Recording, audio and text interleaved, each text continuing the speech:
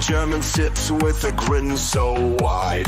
Pogs on the table can't hide his pride. Creator in the corner starts to glare. Madness sparks and hate fills the air.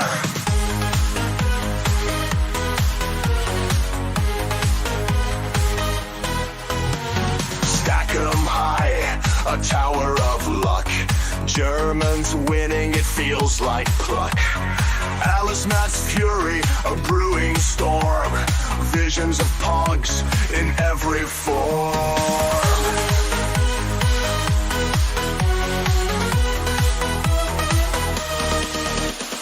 Pogs are spinning, tables turning. Alice Matt's eyes with fierce fire burning. Germans' laughter echoes loud in a world that's pog-bound proud.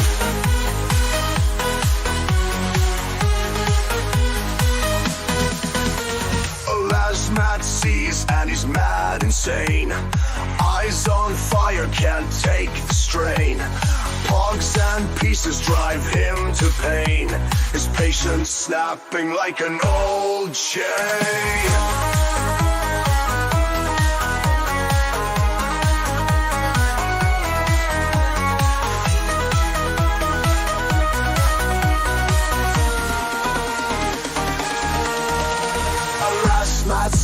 And he's mad insane. Eyes on fire, can't take the strain.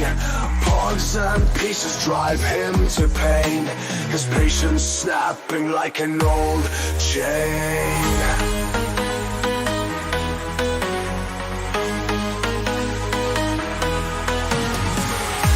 Das nie gewinnen, enden Mann. Das nie gewinnen, enden Mann. Alas, Matt fumes can't take no more. Pogs and slammers hit the floor. It's not about the game you see.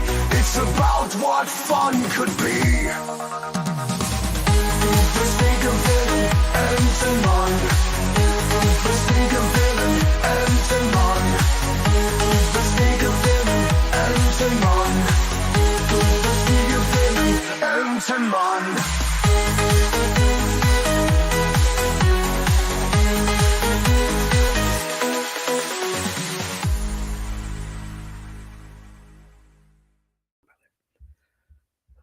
Good evening, ladies and gentlemen. Testing the mic, and yes, I'm going to play more intros as more people dip in. And this is going to be a different type of stream than I normally do, because if anybody who watches me, they know that I do the Indie Comic Outliers. I have my own little kayfabe thing going. I also do the horror. I've also started the horror streams. I've been doing that, so I'm just checking right now to see that my mic is working today. So yeah, the title is the Q&A, and I'll be talking to you guys in the chat. Let me just check my camera for a second to make sure that it's coming in not pixelated, because I get jokes of the 1 to 2 frames a second. So yeah, I'll be on camera for a good portion of it, and it looks like I'm looking at my YouTube here. It looks like it's coming in okay. Maybe I should decrease the resolution, just because I do see a little bit of choppiness there. So I'm just checking. All right, so it looks like it's better. I got to move so that I get a better feel for it. And looks like it's better. So we'll stick with the 720 resolution there. Let me just quickly say hi to the chat. Massive Panda, how's it going, my friend? Always first, always best. My good friend Massive Panda here. And you go from best to worst with this guy, the Quaff. You're the next guy I'm doing a documentary on, so you better hide all your receipts, because I'm exposing you and I'm going to end you. Quaff. Sheepy Hunter's here. How you doing, Sheepy Hunter? Welcome. James Hurley is here as well. Welcome, James Hurley. Valley Law. Richie Dupe is here. I am his second favorite P weekend after. Oh well, that's not high praise. Richie, do you think about what you type before you type it? I don't think you do. And that's a problem. And it's followed with this guy, Helmet, here, who's a Pog enthusiast. which we disavow all Pog enthusiasts. But he says he's here for the German Duck Hater Gazette, asking the pressing questions of the day. So that means he's going to go full on with the racism, because that's what they do. That's what their kind does. They always go racism at me with their spear chucks. But I said I was going to do a different kind of stream today, and I'm going back into the branding right now. So yeah, my goal for tonight's stream was going to be a little bit more down to earth, grounded. I hate the word down to earth. Let's say grounded. I'm drinking a ginger flavored sparkling water that Lady Shadowban bought, and it tastes good. Did I say I had my abuser shifter? I did not. But he's talking about Chris Bacon sent demand letters. Yeah, he's spurging on Twitter today. I guess the Russian hooker is not returning his phone call. I don't know, but anyway, let's see here. Who else did I not say hi to? Tree Goblin, of course. How you doing, Tree Goblin? Lady Shadow. I think I said hi, Lady Shadowban, but I'll say hi to her again. She should be in the chat somewhere. Old Dirty Fat says, WTF. Yes, WTF. Welcome, Old Dirty Fatty. Ray Hallock says, this goalie be good. He means gonna, because he clarifies it. Hail chat and panel. Constantinus is here. How you doing, Constantinus? Welcome. I said hi to Ray Haylock, I believe. Here's Lady Shadowban saying hail to the chat. Hail to Lady Shadowban. Praetor 7 is here. Welcome, Praetor 7. And yes, mi amor. She's my amor. So totally. I think I said hi to everybody for now. There's more people going to be coming in. Oh, Henry Bemis. I didn't say hi to Henry Bemis. I thought I was drinking a fresca, and they don't even make that anymore. I think they do. Yeah, she says they do. But anyway, so let's play more intros. So let us go with well, you can't go wrong with this one. You stole my heart, you intercepted it. Now you're gone, have to accept it. Did I meet your mom too soon? Or did I do what I always do? Yeah, we made it to the 50, and then you kissed me. We made it to the 40, a new love story. We made it to the 30, and you did me dirty right then. You put the end in tight end, and as I touched down, just like you in a game, I'm in another town, and nothing feels the same. Wish I could go back when we met that day.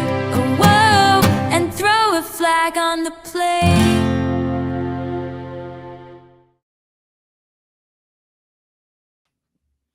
Constantinus says, did you see the Pod Awful live stream where Ethan invited Jesse and Ethan got clowned on?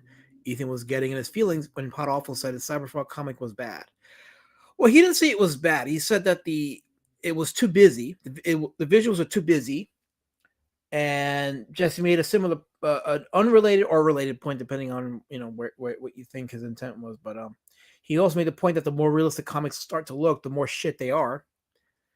I'm not saying that Cyberfrog comics are shit. I'm just saying that there's definitely something to the point about the visuals being busy, and you don't want the eyes to get too busy when you read a comic. And he was advocating for more cartoony style, which of course, as you know, I do a lot of cartoony style with my books. Well, speaking of comics, I went to the shop today, the comic book shop, and I did a thing. I bought a floppy for the first time in years, and if you don't count the Ta-Nehisi Coates Captain America debacle, this is my first floppy in decades. I got the Godzilla versus the Thing from Marvel. So Marvel is doing their like Godzilla versus their flagship characters, and they did one with Spider-Man, I think. But I saw this, and I love the retro look. So I said, fuck it, I'm gonna buy it. So I took it off the shelf and bought my first floppy in like decades. So I'm looking forward to reading this. So is anybody seriously offended by the documentary yet? I haven't heard yet, but I'm assuming that the word's been out. I'm assuming it. Speaking of comics, again, I talk about comics.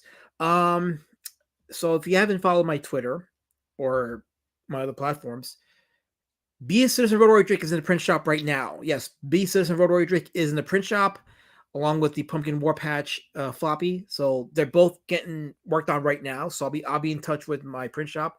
The goal is to have the copies ready in my hands by not this week, but the following week.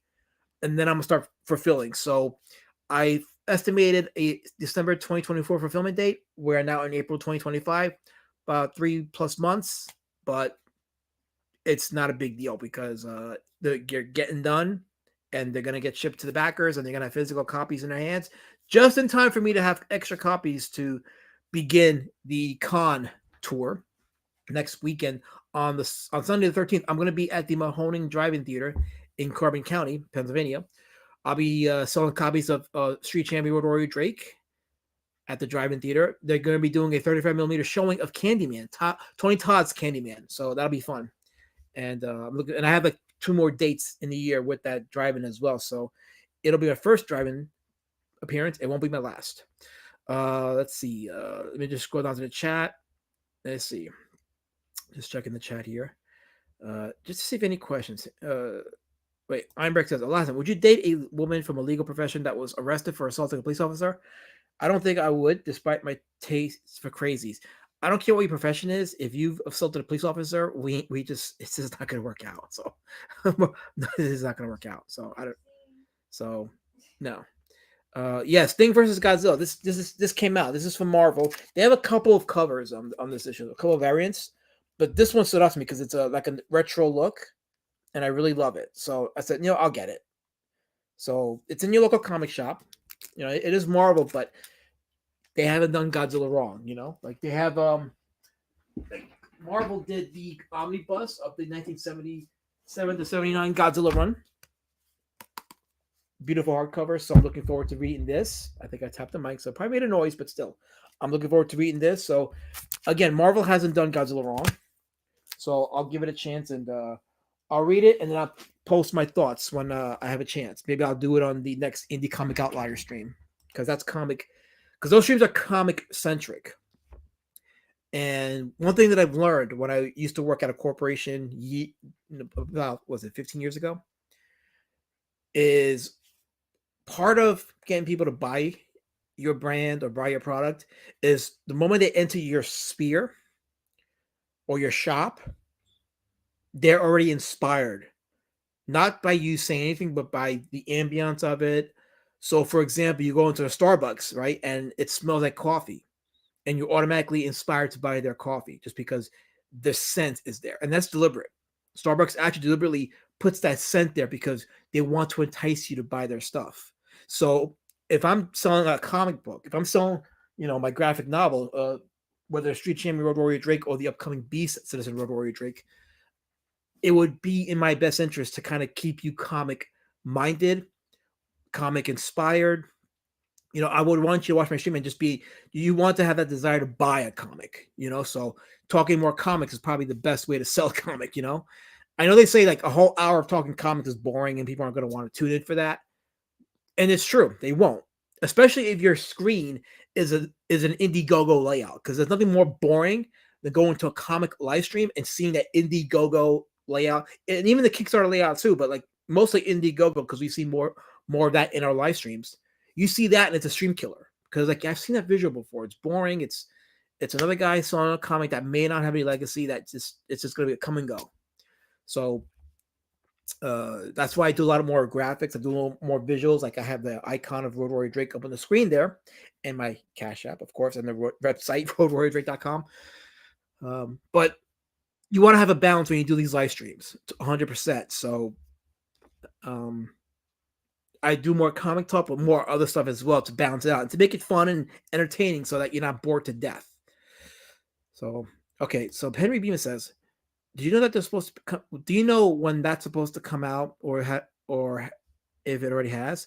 I wanted Vatican City, but completely forgot about it. Oh, you talk about Vatican City? That's Narwhal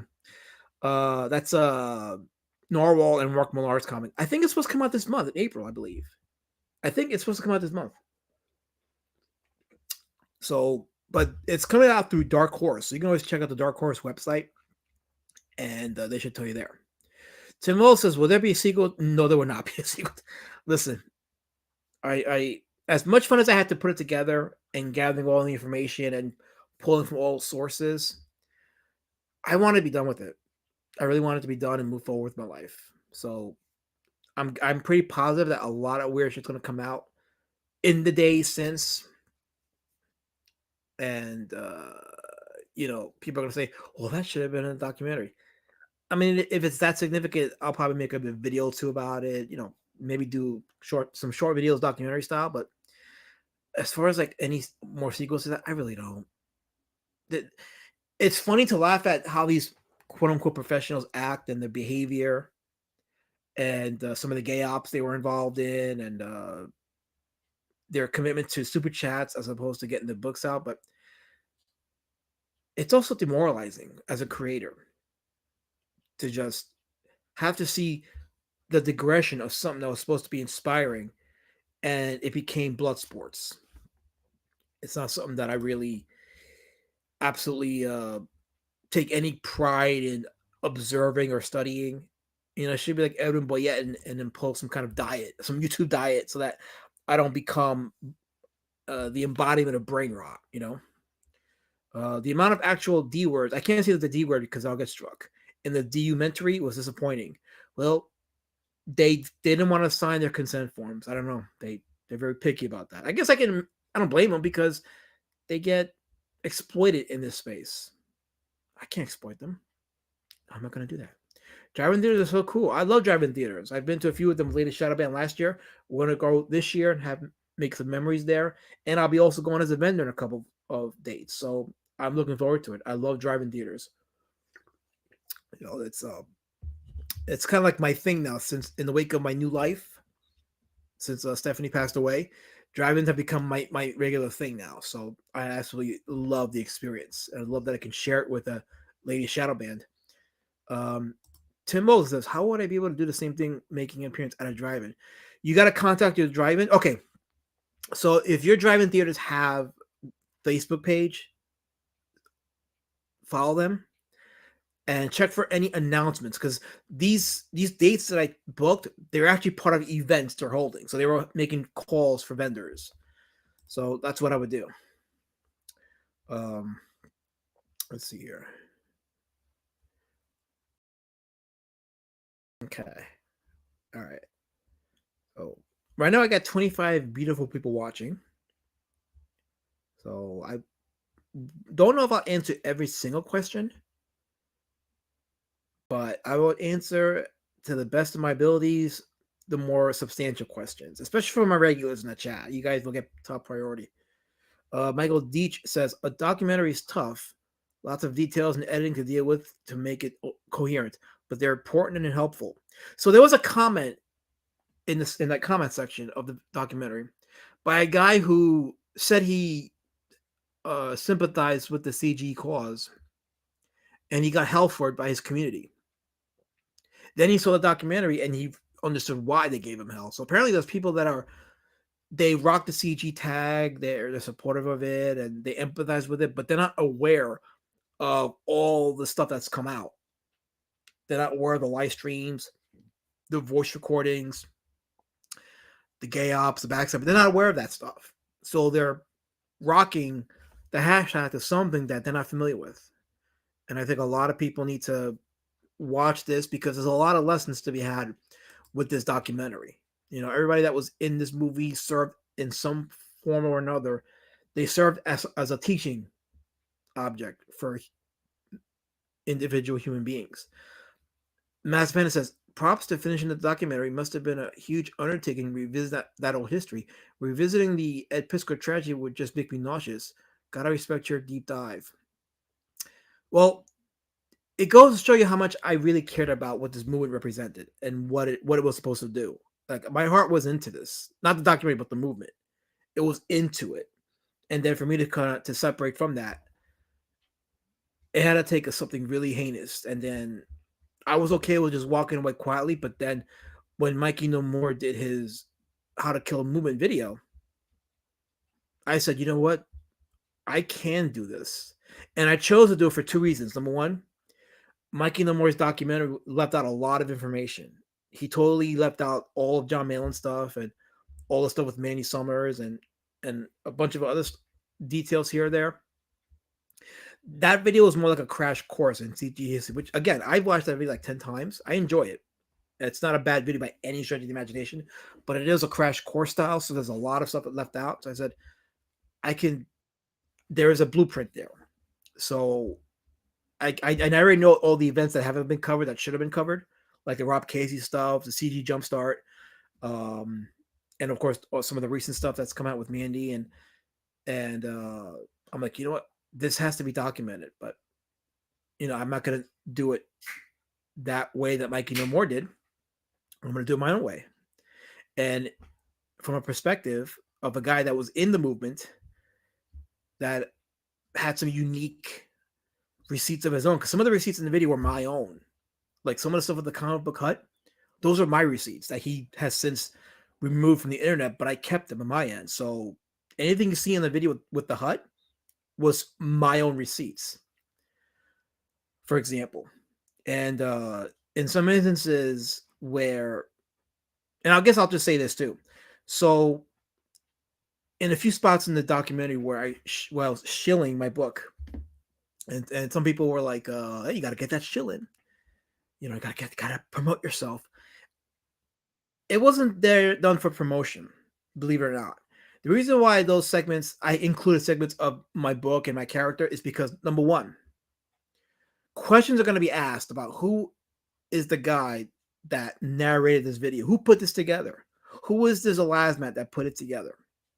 Well, he's not some rando. He's a guy that was himself a creator. He's been in the movement since August of 2018. So he's been here for a long time. He got some good things from the movement, so he's not here to trash it. He's obviously speaking from a place of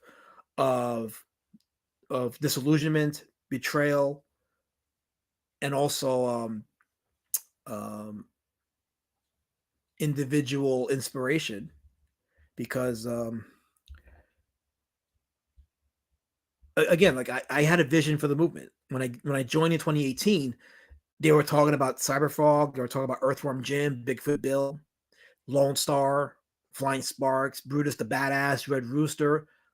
Like there was a vision for a new slew of comic books and new characters, which meant new universes, new stories, possible crossovers. Like the possibilities were endless.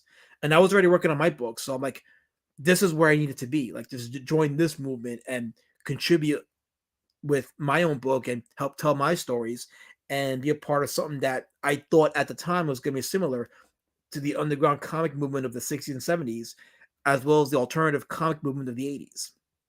That turned out not to be the case, of course. But over the years, like it wasn't just a book I was doing. I was also doing live streams, promoting other artists, getting other artists funded, producing content. So my heart and soul was into this.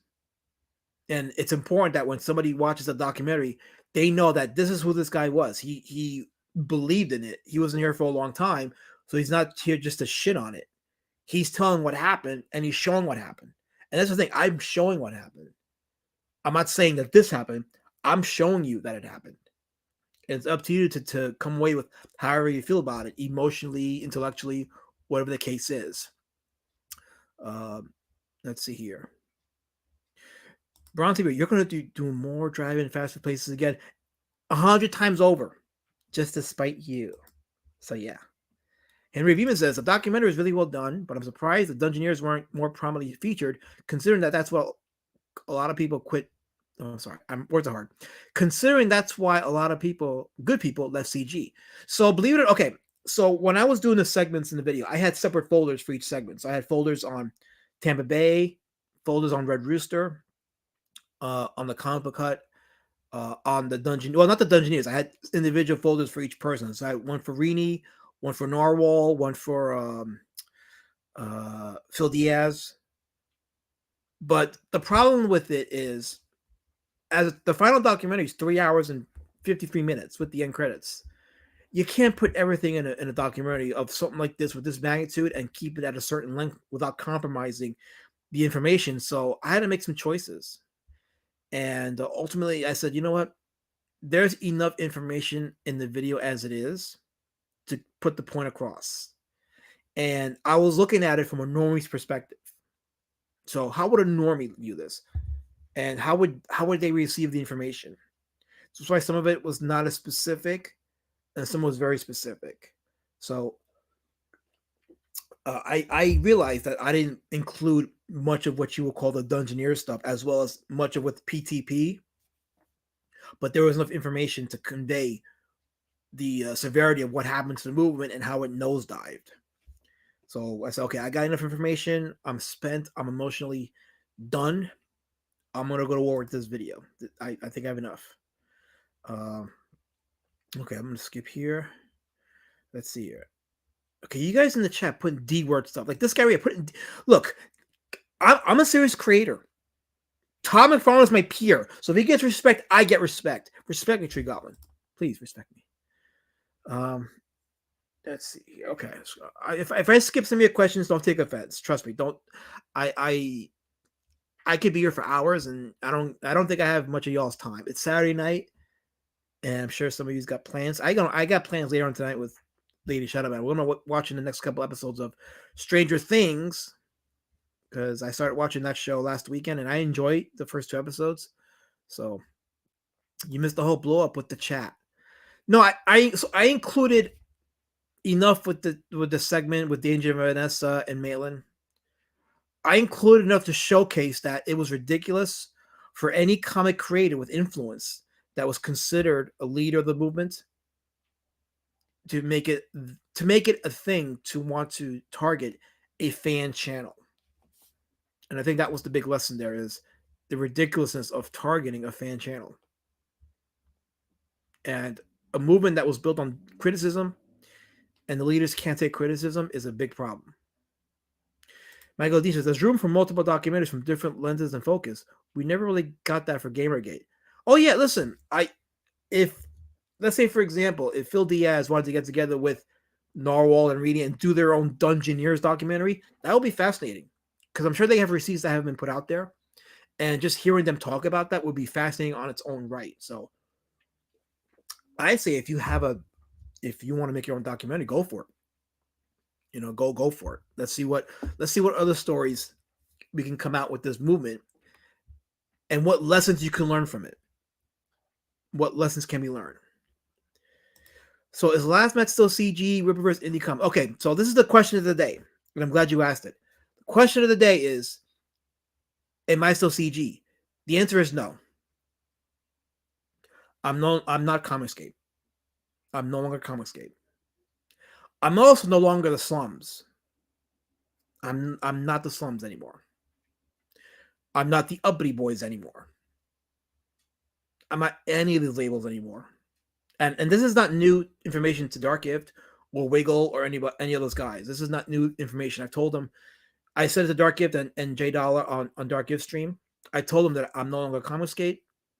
I'm no longer the Slums, and I'm no longer the Uppity Boys. I'm not adopting any more labels on anything. Labels at that time was cool, but in 2025, at least in this stage of my life and my creative venture, I don't think adopting a label is a good idea because as we've seen, number one, it gets too tribalistic. Number two, you become the label and not necessarily what the mission of the label is. And what I mean by that is you're more focused on that label and what it could mean and where it's going to go versus why it was created in the first place. In this case with Comicsgate, it was created to call to attention the bad customer service behavior of industry professionals and the subpar comics they were making and the the propaganda they were putting into these comics, calling attention to that, and then offering an alternative of entertaining books. That got derailed pretty fast. And it was more about just staying loyal to the label and not the mission. The mission has derailed. But yeah, I'm not doing any more labels. So that I hope that answers that question. Bat Sauce is in the chat. He's like, hey, homie, nice documentary. Hail Bat Sauce. Thank you for coming. Yes. Chris, now you're making dinner. So hopefully you make that steak really good. JC in the chat says, I just got into the creator, independent publishing, and crowdfunding type comics. A few years late, but I saw some really good old comics. Then I saw your documentary. have to separate work from the artist. Yeah, listen, I recommend not meeting your heroes in person. So, and if you can avoid these live streams, do it. You know, and I'm not saying don't buy their comics. Quite the opposite. If you want to buy them, buy them. I still may get Cyberfrog Red Extermination when it comes out. If that book concludes the trilogy, I will buy it. I'm not gonna not buy it. Despite my own criticism of the story, how it's being written, if he concludes the arc, I will buy it. Just so I can have the complete arc there. So I'm not in any way, shape, or form saying don't buy these books. All I'm saying is learn from how to behave and how to treat people with kindness, how to treat people with respect. Also, as a creator, being in a parasocial relationship is not healthy. It's not healthy. Do what the mangaka do. They don't get into these parasocial stuff because it's not conducive to their work or to their own growth as an artist. Even Tom McFarlane, the same way. Tom McFarlane, in an interview, he stated that he puts out his product. He doesn't care what people say about the product because it's already made. If you like it, it doesn't matter because it's already made. If you don't like it, it doesn't matter because it's already made. It's already made and out there. And it's a very healthy mindset because you're not focused on every single person's critique of it, which is one of Eric July's issues early on. And any creator that is so focused on what people have to say about your work, people are going to have their opinions. You got to take it in the chin. They're going to have their opinions. It could be good opinions, bad opinions, but it's their opinion. And it's not going to change what you already made. You can learn from it for the next product, but the parasocial stuff is not healthy. It's not healthy at all. I feel like Trash Cast kind of made it easier for Irene and Narwhal to back away from Ethan. You can say that about a lot of folks. A lot of folks have backed away because of that. You know, one or two streams saying something about a creator, maybe, but a whole series of it gets tedious, and you just tend to walk away from it, from the whole thing entirely. Do you have a theory, Last Man says, Old Dirty Fatty, as to why they're going after Rini so especially hard? Theories that I can say publicly?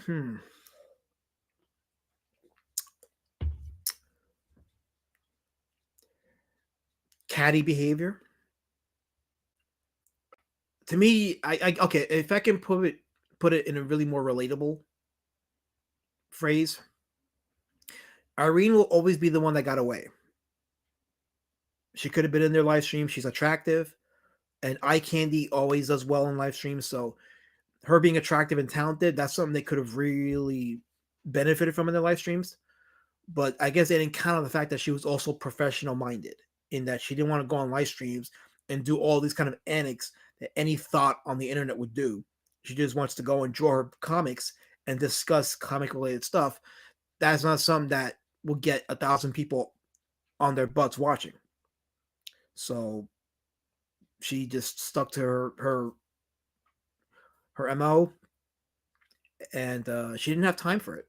Also, I think the live stream where Shane Davis came in drunk, I think that was also a deal killer for her too. So she doesn't have time for any of that. And if you're a professional minded creator, you shouldn't have time for it. You know, you're not going to expect 1,000 people on your live streams, but you can expect a turnaround in your sales. Irene got all her books sold out on New York Comic Con Friday night. Like, that in and of itself is a success story. That's a huge success story because she didn't need CG to do that. She put herself out there. She went viral when she did that video of herself drawing, and a lot of these SJWs were quote tweeting her, and it was the weirdest thing. Like, they were talking shit about her because I don't even know why they were talking shit about her. Like, the danger hair crowd were quote tweeting her, and the cope was just insane.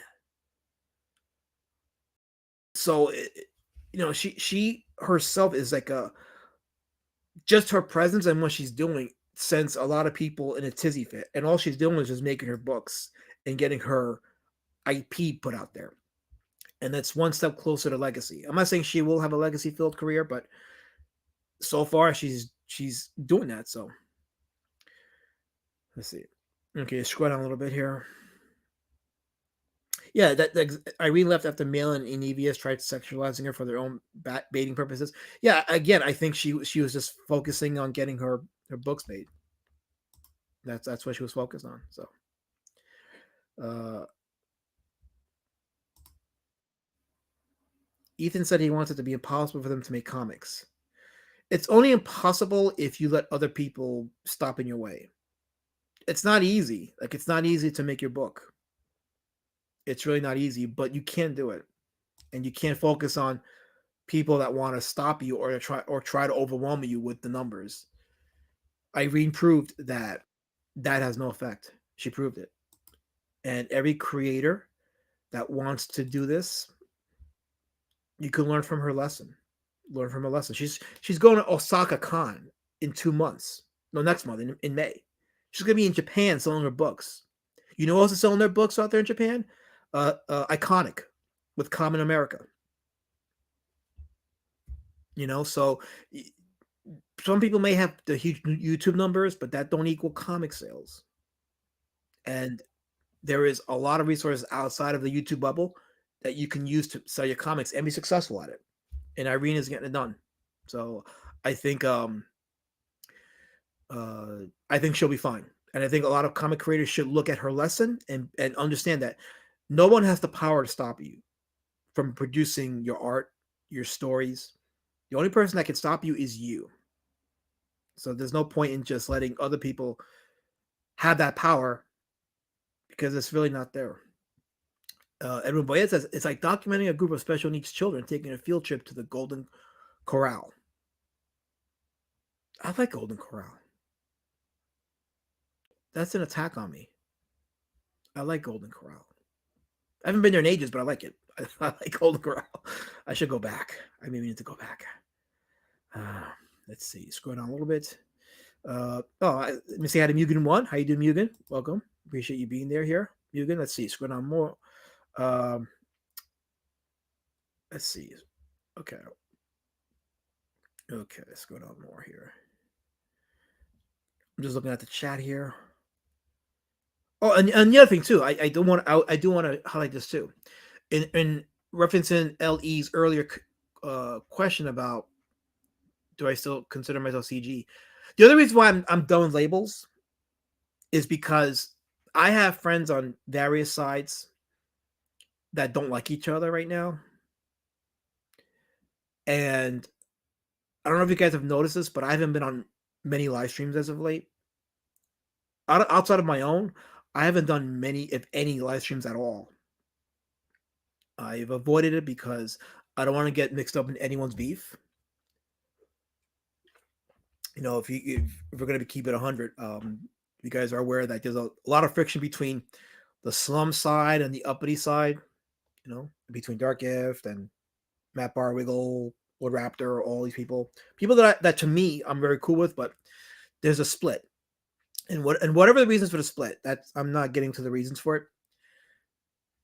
Unfortunately, there is a thing called optics, and I have to be aware of that so that no one feels like I'm sliding anybody. No one feels like I'm taking anyone's side.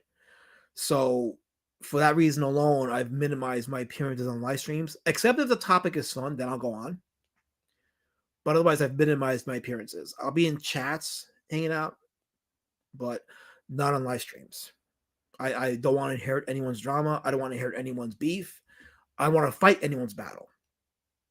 I'd rather just have fun and produce my book and have fun. So for that reason is another reason why I'm done inheriting any labels. So Lord Raptor says, "Hail chat, also good work on the D word metery." Last Matt. Hail, I keep EFAPing it. I give you something to watch tonight, hopefully. So I watched the EFAP last night, but I know you had to stop because it got derailed, but I'm curious to see your reactions to the rest of the video. So tune into Lord Raptor. Richie Duke says, CG won't talk about the D-word mentory because it will bring a lot of that sales, and they are spiteful bastards. They won't talk about it because of the receipts. Specifically, the Phil Diaz phone call where Ethan mentions Mandy Summers and what she did to Kyle Ritter and Del Keown. For that reason alone, they won't talk about it. because there'll be more people. Because here's the thing, I was watching when I was watching the premiere of the documentary. I was watching the chat, and when they were showing this, and me of course, when it got to the segment on the recording, someone in the chat was like, I think it was Tank Ferret, I believe. He was like, "Oh, that's the recording they're talking about." So there's people that have not heard the recording. They only know of a recording, but they haven't heard the recording. And that's by design. So they don't want, I don't think anybody on that side wants to bring attention to the documentary because it's going to bring attention to that phone call. And people who haven't heard it are going to hear it. And there's no spin that they can put on it to make it seem anything other than what it is. So yeah, I don't foresee any EFAPs from that side. But if they EFAP it, and it's something that I think that might be content for me, I'll EFAP it back, because if they think they can make content out of me, no, I'll make content out of them. I will. I have no problem defending the integrity of the documentary. If anybody questions the integrity of it, I have no problem defending it, because I didn't put it together lightly. I did not put it together lightly at all. Edwin says there are more graphic novels than you could possibly consume in a lifetime. Enjoy what looks enjoyable because of its own merits and context. Yeah, don't worry about what the person's beliefs are and who they associate with. The books alone should merit your attention if you want it. That's why, again, I go back to this. Like, I bought the this floppy here. Like, I looked at the cover and it was enough for me to want to grab it. So I don't know who wrote it. I don't know who drew it, but I'll find out, and hopefully it's a good fun story. So I just want to just enjoy what I enjoy. I don't care about anyone else's issues or beef or whatever, or what have you. Okay, I'm gonna scroll. I'm behind. Hold on a second. Let me scroll down a little more. Rini's getting love at cons. Yeah, that's where it's at. The cons, other venues, meeting people, shaking hands with people, saying hi to people. Respect and kindness goes a long way. As a salesman, it goes a long way. And I think a lot of con professionals don't have that skill because they spent their lifetime in the industry in a cubicle away from interacting with people. So they don't have the people skills. So when we talk about people's skills, they laugh at you and you're like, why is that funny? I don't know why that's funny. Breaking point for me, says Helmet, was how Richie Ayala got treated after speaking out against backroom circle jerks. See, that was one of my what's the best word to use? Flaws, not flaws. I hate that word. One of my missteps was I was hard on Richie over that because I felt like, you know what, Malin did promote him, and Richie should at the very least, if he had an issue, just kept it in the back in private. But then, of course, we saw what Malin did, and Malin just doesn't keep shit private. And I'm like, you know what, Richie was right. So fuck me, I was wrong for that. I apologize to Richie about that. It's like, you know, Richie, you were right. I was wrong. You were right. And what's funny is that even after the Rob Casey stuff, as much as I had a negative opinion of John Malin, I still refrained from publicly criticizing him. Even when he made that appearance 2 years ago in one of the Slum streams with Dark Gift, and I was on the panel, I kept it respectful. I didn't bring him any past issues. I just kept it respectful for the sake of the people, the chat, so that everybody who was watching would have a good time. But then in 2024, Malin just went in overdrive. He targeted Danger Vanessa. He targeted Phil Diaz. He targeted Rini. He started targeting lots and lots of people. He even targeted the CG Kings for a time because they weren't there for him for his godlike closeout. And I was like, you know what? Enough's enough. And and the thing is, he lied about what I said when I was talking to Dark Gift in November on one of the Slum streams, and I brought up how these comic professionals, how bad they were in the early days of CG, and I was referring to, you know, the Robbie Rodriguez's, the Bill Sienkiewicz's, those guys. I wasn't talking about anybody in comics. I was talking about those guys. But Malin super chats him passive aggressively, super chats, and is like, "Oh, here's a last man talking crap about us pros." And I'm like, no, I was not. And I specified it. And the thing is, I would have given John the benefit of the doubt, because when I went back to hear what I said, I'm like, okay, I could see how he mistook what I said as all pros, meaning including those in CG. but that's not who I was referring to. But I clarified it to him and I rectified it to him and I made it clear to him who I was referring to. You would have thought that. Hold on. Let me make sure. Okay. You would have thought that would have been enough, but no, he went and told EBS that I was referring to them. Complete lie. And that's how I knew that Malin was a snake and not trustworthy at all. So, okay, scroll down more. You guys, some of you guys are asking good questions. So if I'm skipping a question or two, feel free to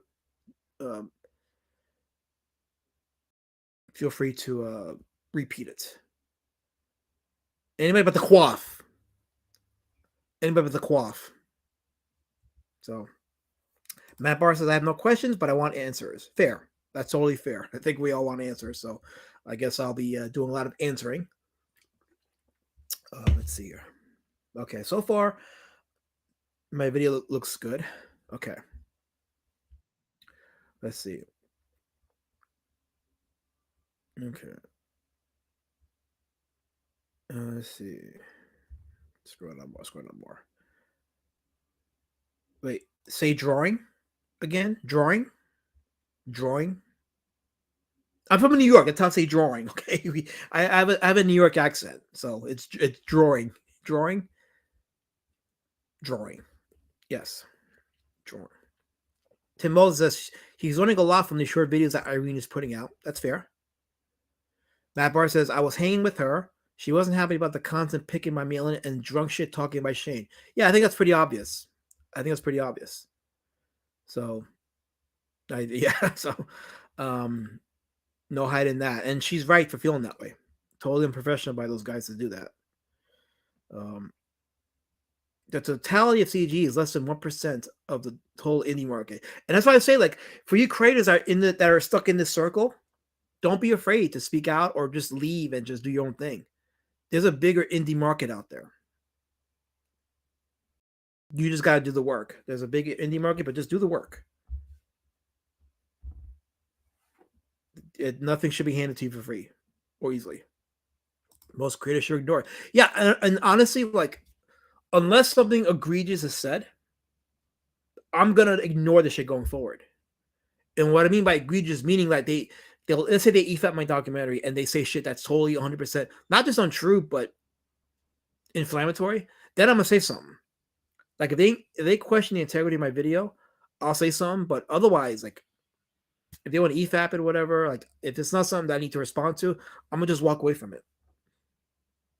I'm just done. I want to focus on making my books, having fun, and being entertaining, and producing something that's gonna inspire people to want to put money down for me, specifically Road Warrior Drake. So they took umbrage that Nolan and Rini were big on the ignore the drama work on your book, and that pissed off the inner circle, and they couldn't attack Nolan, so they went after Rini. Well, if you saw Fraga's appearance on the King stream when Malin went after Nolan, the cracks are there. So I think we know what's coming. Hey, Japan does not Irish Mexican. That's not right. It's not right. And we're gonna rectify that. Wait, I said no performative stuff tonight. No, don't type that gaslighting crap on me, dude. Don't do that. Let's see here.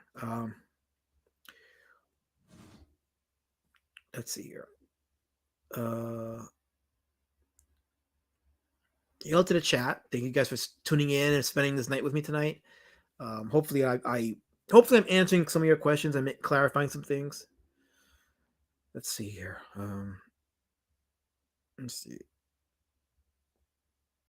Scroll down more.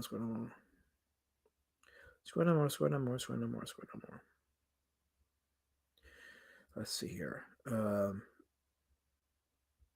Okay. Hail Aljamil 3. I hope I'm saying your name right. Aljamil 3. You've been engaging on my Twitter, so I appreciate that. Great job on the doc. The guys at Iconic don't really stream at all. They do just fine. Yeah, and that's the thing. Like the fallacy is that you have to live stream to sell your books.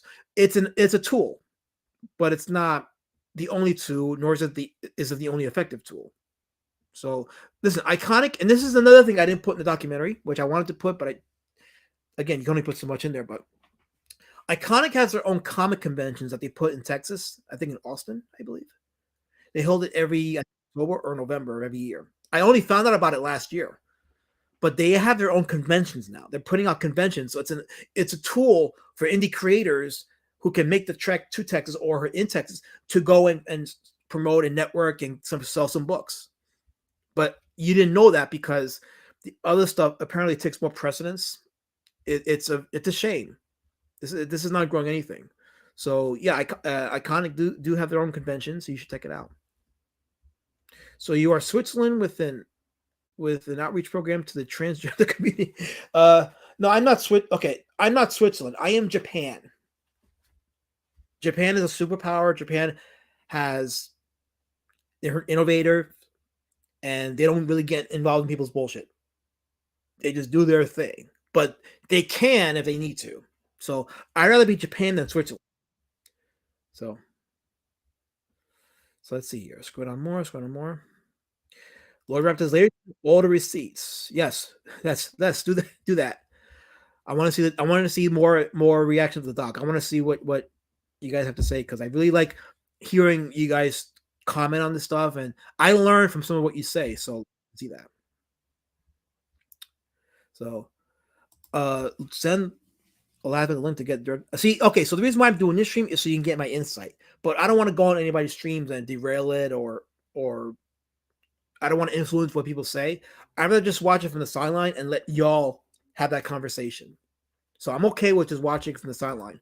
But this is why I'm doing this stream, because you get my insight here. So in my space, in my channel, you're getting my insight right here. Let's see here. Scroll down more. Okay. Shout out to the 55 people watching. Appreciate you guys. Let's see here. Ironbreak says Susan Tube is catching all the comments tonight. I had to enable no less than 5 or so. Yeah, just enable the comments. I mean, that's what they do. But as long as my mods are enabling them and letting them speak, that's cool. As long as they're not doing anything ridiculous. Mike Esmo says Ethan would never EFAP things that prove his narrative false. Yeah, I figured that, and I started to see that when he wouldn't mention Lord Raptor or Wiggle.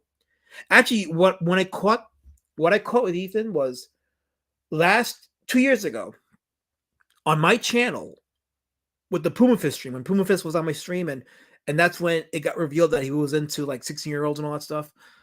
Ethan was on that stream, and then when he went on his channel to talk about Puma Fist, he didn't mention. I don't think he mentioned Puma Fist, but I know for a fact he didn't mention my stream.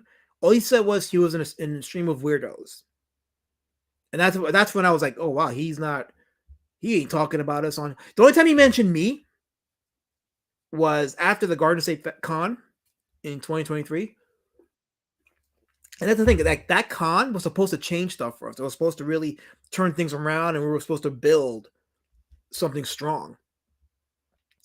Because that's when he started talking about me and Road Warrior Drake, and he was genuinely happy and enthused. And I was like, yeah, this is great for us. Like we're building, we're actually connecting bridges between the bigger guys and smaller guys. But then Tampa Bay happened, Eric July happened, and you saw what happened since then. So it's been a path of no return since. El DeGusto says, I'm done tiptoeing though. I don't care about upsetting the pit. These things aren't equal. The CG cult is starting all the crap. I'm not going to ignore chums to avoid pissing off irrational dumb. Do you listen? I'm not going to tell you I'm not going to tell anybody what to do. I'm not going to tell anybody how to feel. I'm not going to tell anybody how to run their lives. I'm just here to answer questions about me, my perspective on things, where we go from here. So I am not here. I'm here to say boycott anything. Don't boycott anything on my say so.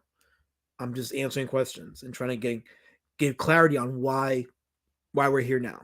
So let's see here. Yeah, I'm pretty behind in the chat. So, but that's okay because that means that we'll be here for a minute. So I'll be able to answer as many questions as I can. Edwin says it's not actually promotion. It's back this guy because he's in our club.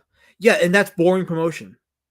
Like fun promotion is again visual dynamics. I talked about branding. Not showing that Indiegogo page over and over because that is visually boring as hell. You'll see live stream after live stream. Back in the day, back in 2019, 2020, there was a bunch of CG live streams promoting creators, and the ginger's getting to me. And whenever you see a creator getting promoted, it was always the Indiegogo layout. For me, it was boring. There was no visual stimulation, so I just didn't want to watch it.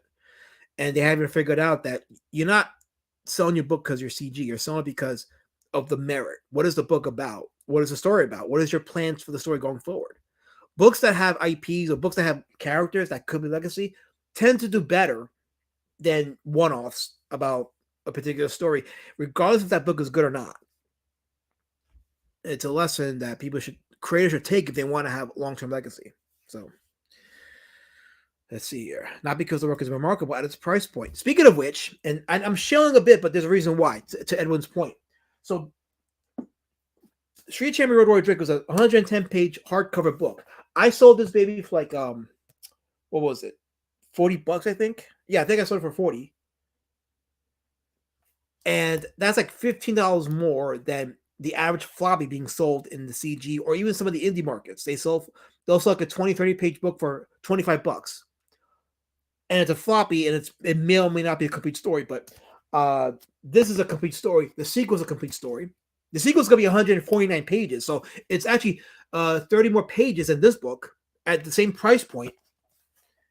And I like to tell people that you're getting your money's worth when you buy my book, because you're not just going to read my book in 20 minutes and be done with it.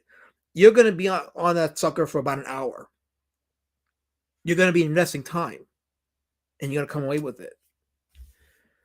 So, like, I'll back books that I paid $25 for. I don't get it until 2 years later, and I'm reading it, and in 20 minutes I'm done, and I'm like, now what?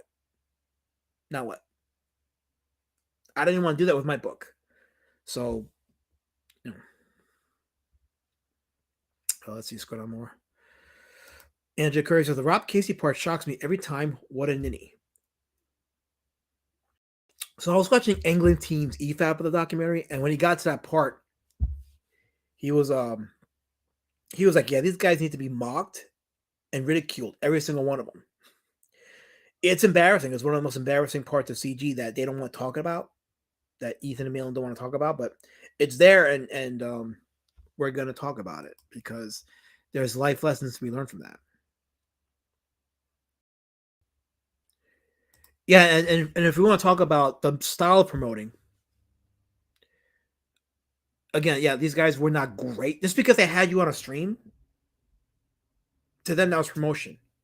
Promotion is getting people inspired to buy your product because they believe in your product.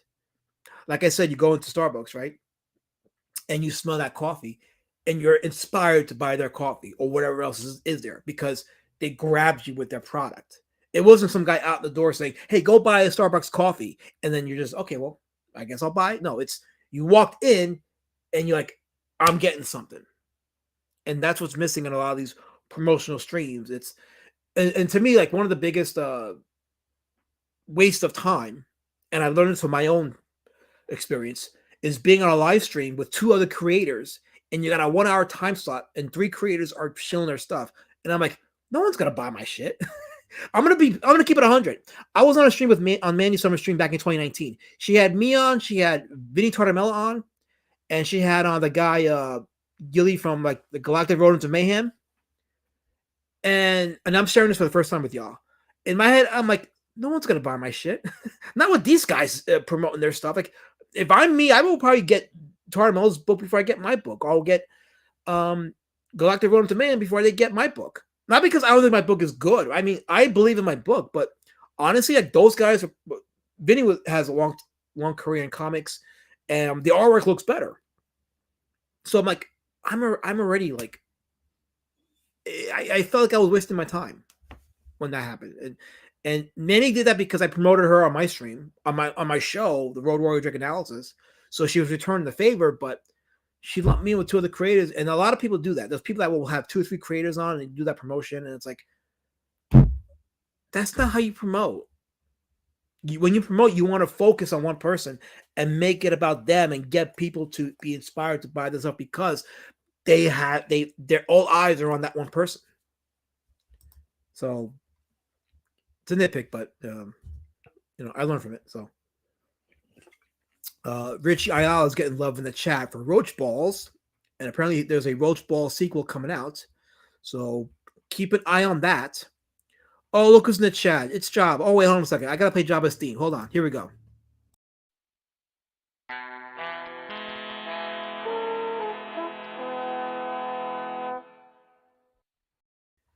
There you go, Jabba. I played your theme. Now I can read your comment. He says, I am done.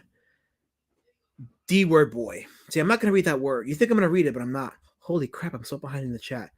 I am so behind in the chat. Wow. Hold on. Okay. I'm going to skip a few. So let's see here. Here we go. Okay. All right. So let's see. I'm going to skip comments and just go on questions.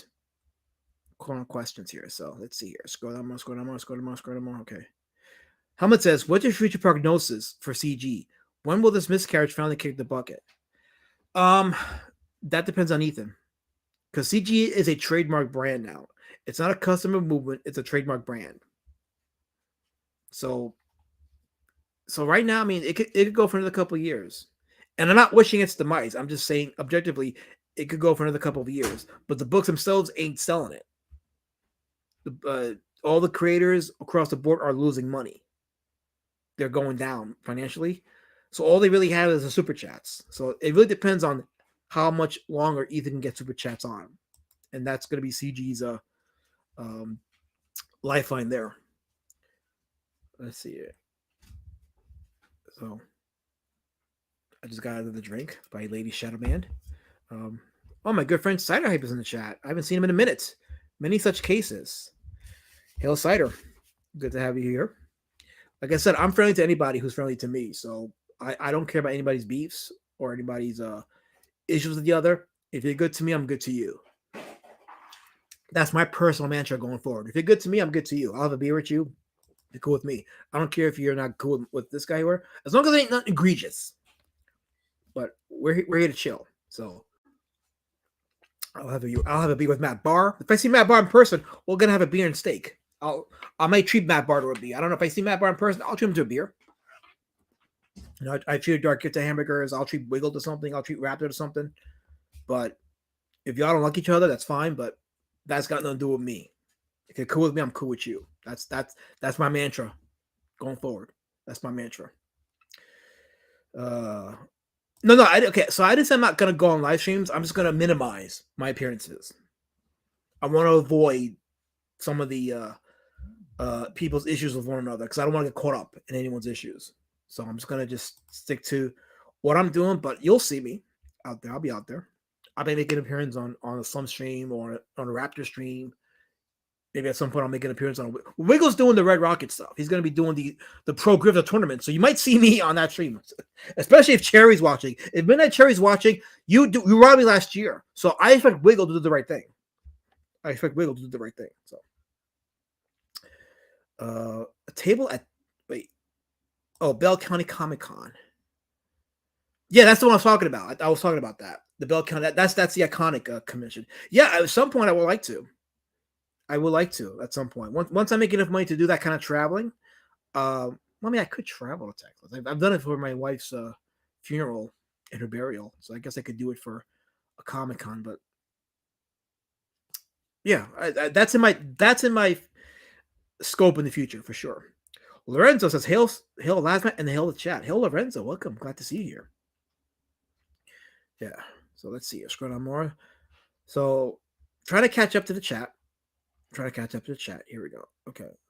Iconic is that big now. See, Ellie, you didn't even know that. None of us knew. Well, I should say none. A lot of us didn't know that they were that big now. Like they got their own conventions. They got crossovers in Japan with Street Fighter. Like, good night. Like, why are we not talking about that? How Tim Lim went from being a dentist who joined the comic book movement and did his first book, Thump, a little bunny in a Donald Trump parody. He went from that to now working out in Japan, getting his books sold in Japanese bookstores, and work with a major publisher, Udon Entertainment, to do that Common America crossover. Like, I know it's a cover, but still, it's a big deal. You know, that is a major success story right there. But instead, we want to focus on Eric July and his books and how people don't like his books. And I'm like, there is no inspiration to buy anything doing that. There's no lesson there for personal growth. None. Whatever, rent out your own conference room and put on your own show. If it's cheap, yeah, I would. Shit ain't cheap though, but I'm open to it. You know, once I get more familiar with my surroundings and venues and so forth, I might do that. I don't think it's a bad idea. So let's see here. Okay. Let's see. Scroll down more. Hold on. Shout out to the chat. You guys are awesome here. Cider, I like that I was not named in the documentary. Cider wins again. Zerk was there. Emperor Zerk was there. There's no way that documentary was not going to have Emperor Zerk. There was no way. Emperor Zerk needs to be there. So, Henry Beeman says, I started following CG in late 2018, 6.5 years later, and it's only gotten smaller. That's pathetic. Yeah, it is pathetic that so many great creators and their customers and fans have walked away. We should have worked hard to keep them, not push them away. Push them away over misconceived notions of righteousness and being right and you know, being on the winning side. You want to kill your business? Be right. I am not a Lispy Puerto. Lady Shabbat, you know I'm not Lispy. You know I'm not Lispy. I mean, I'm not Lispy. Glacier says, hey, Maddie and Maddie. Yes, we are being infiltrated by the Matts. Matt Barr, Matt Fowler, any other Matts I'm sure are in the chat. So Steve F60 says, how long have you been working on that doc and how long did it take you to put together? I started working on it in September, I think, of last year. But I had some receipts saved up. I had some videos that I did that I privated on my channel. And when I decided to do the documentary, I pulled up a lot of those old receipts. I pulled up the videos that I had privated, took a lot of stuff from those and put it together with going through some of the more recent live streams that were done, some of the stuff that Student of God clipped, some of the stuff that Comic Skate Drama clipped. And then I started to do even deeper dives. I went back to the Kiwi Farms. I looked at a bunch of old YouTube channels, a lot of old Twitter accounts that are no longer actively participating to pro or con in the CG stuff. Bleeding Fool articles. So it was a lot of searching, a lot of, and because I already knew in my head what I was going to show. I knew about the Rob Casey stuff, CG Jumpstart. I knew about when we were forming our own network in 2019. Prior to the slums, the smaller creators were forming their own network and they were building something pretty comparable.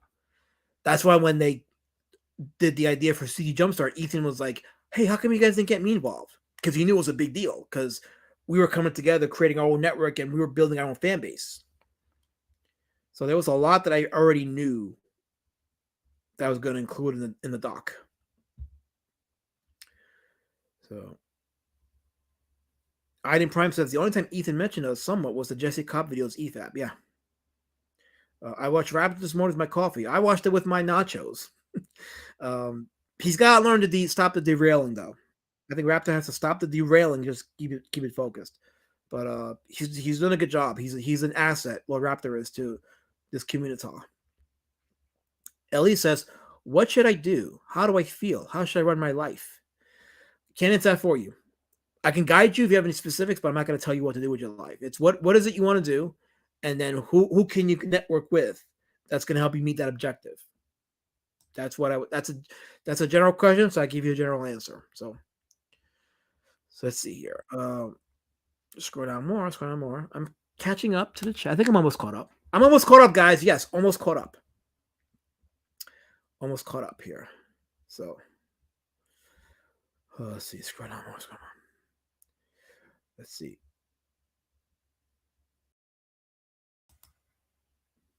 Constantine says, I noticed that if a newcoming person outsold or did better than the group, new CG would try to shun or demonize them.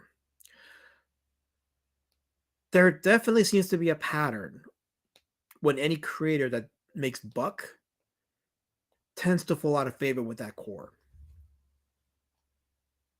Whether it's Duck to Naple, or even Eric July. Only some guys are allowed to make a lot of money. The rest should fall in place. That seems to be the case, doesn't it? And the thing is, me personally, I've been happy with my $4,000 that I made per book. Because that's not even counting the money I make in the cons or private sales. But I'm happy with what I'm doing. And I am growing, but you know, I'm not calling for 10 grand every crowdfund or 100 grand. If it comes, great. But as long as I make enough books to create my own little network and just chill, I'm fine. Absolute power corrupts. Absolutely. How's the Ducks number on IMDb? So guys, if you've seen the documentary, please leave a review on IMDb. I'll put the link in the chat. Leave a review, leave a rating, leave a review. Check out the trivia section on that too, because I have a trivia section that I set up for it. So check it out. I think you'll be pretty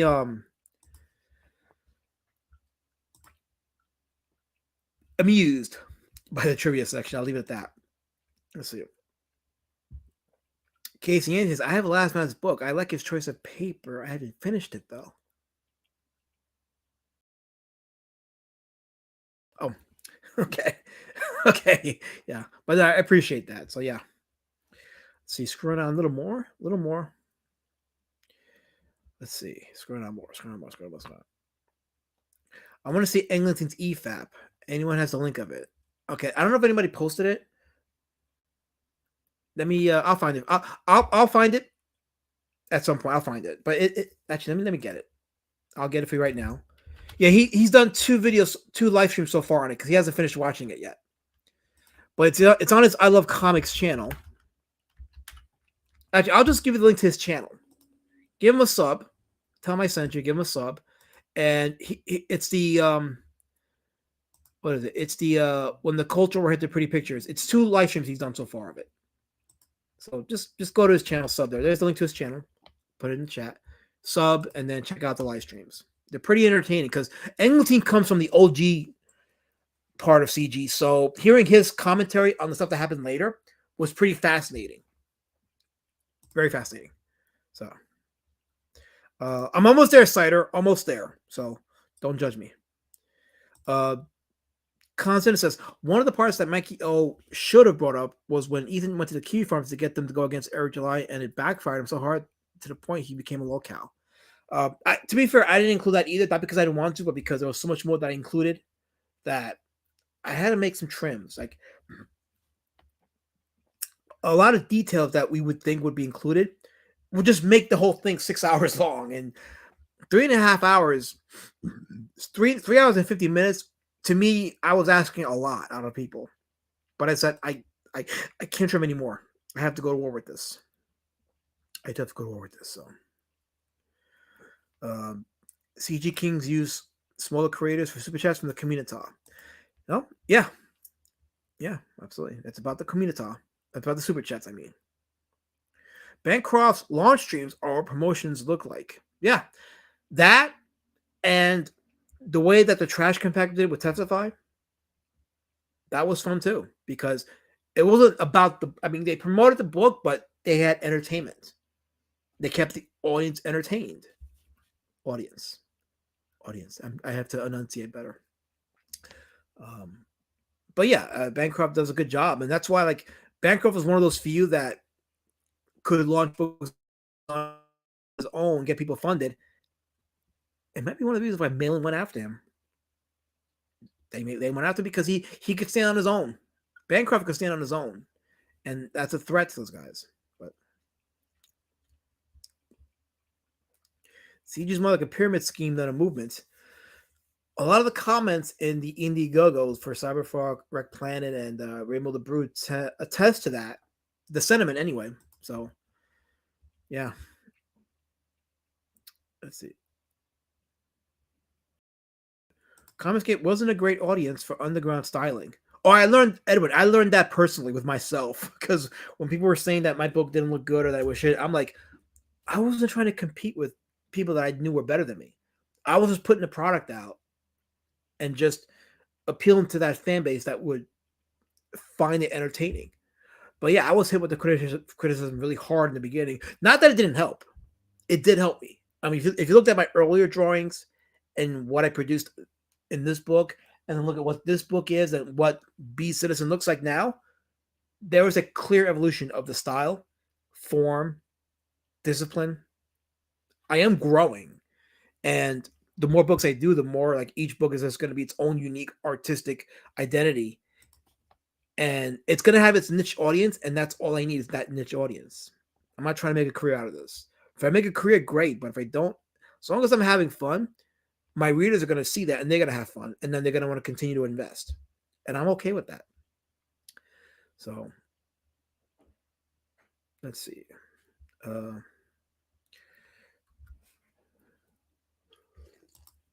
Always 1-to-1 for the interviews. That's the way I like to do interviews. Nothing worse than making creatives compete against each other for attention on stream. I learned that lesson the hard way. Yeah, I did. So let's see. Okay. Only 40 minutes behind. I'm catching up, Raptor. I'm catching up. Leave me alone. I don't judge me. I think I'm almost there. I'm almost there. Carbon Dioxide? I haven't seen you in a minute, Carbon Dioxide. Where have you been? Where have you been? I haven't seen you in a hot minute. I've been streaming every Thursday. You should come hang out. I'm doing the Indie Comic Outliers, and I'm doing the spooky community reviews on Mondays, where we discuss like classic horror movies. So you should come check us out. Hang out. We miss you, Carbon. Well, I do anyway. But yeah, come hang out. Have fun. Let's see here. Okay. I think I'm almost, yeah. Oh no, I'm still kind of behind. Hold on. Okay. Well, Lady Shadband's reminding people, if you appreciate the time ever put in the documentary, please hit that like and subscribe button. Thank you. Or you could do one better. You could actually go to the Cash App, Last Bad Films, or go to the pinned comment, which is my PayPal. Send me $1 or $2. Send me coffee money. I'll have a coffee on you guys. Please. That'll be awesome. Let's see here. Let's see here. Oh, we have War Campaign. This is more entertaining than watching a man in a woman's leotard wearing a mask. Hell, brother. Hell, beat shitter. Hell. Let's see. Am I coming on your Plushcast channel? When I work out the entire? Yeah, just hit me up. Hit me up. We'll work it out for sure. So absolutely. Scroll. Oh, my good friend Colin is here. Colin is the creator of Emerald Man. Colin's got a great unique artistic style. He has his comic on Global Comics. He has a wrench, so he'll put his link in the chat. If you guys want to check it out, his comics are there for free. Go read them. Check it out. Colin he's not involved in any of the CG stuff. Good for him, by the way. But he hangs out here in my streams, and I keep it CG free so that we can have more creatives, more people who are fans of books involved, because that's who I want to buy my books, people that like comics, that are into that stuff.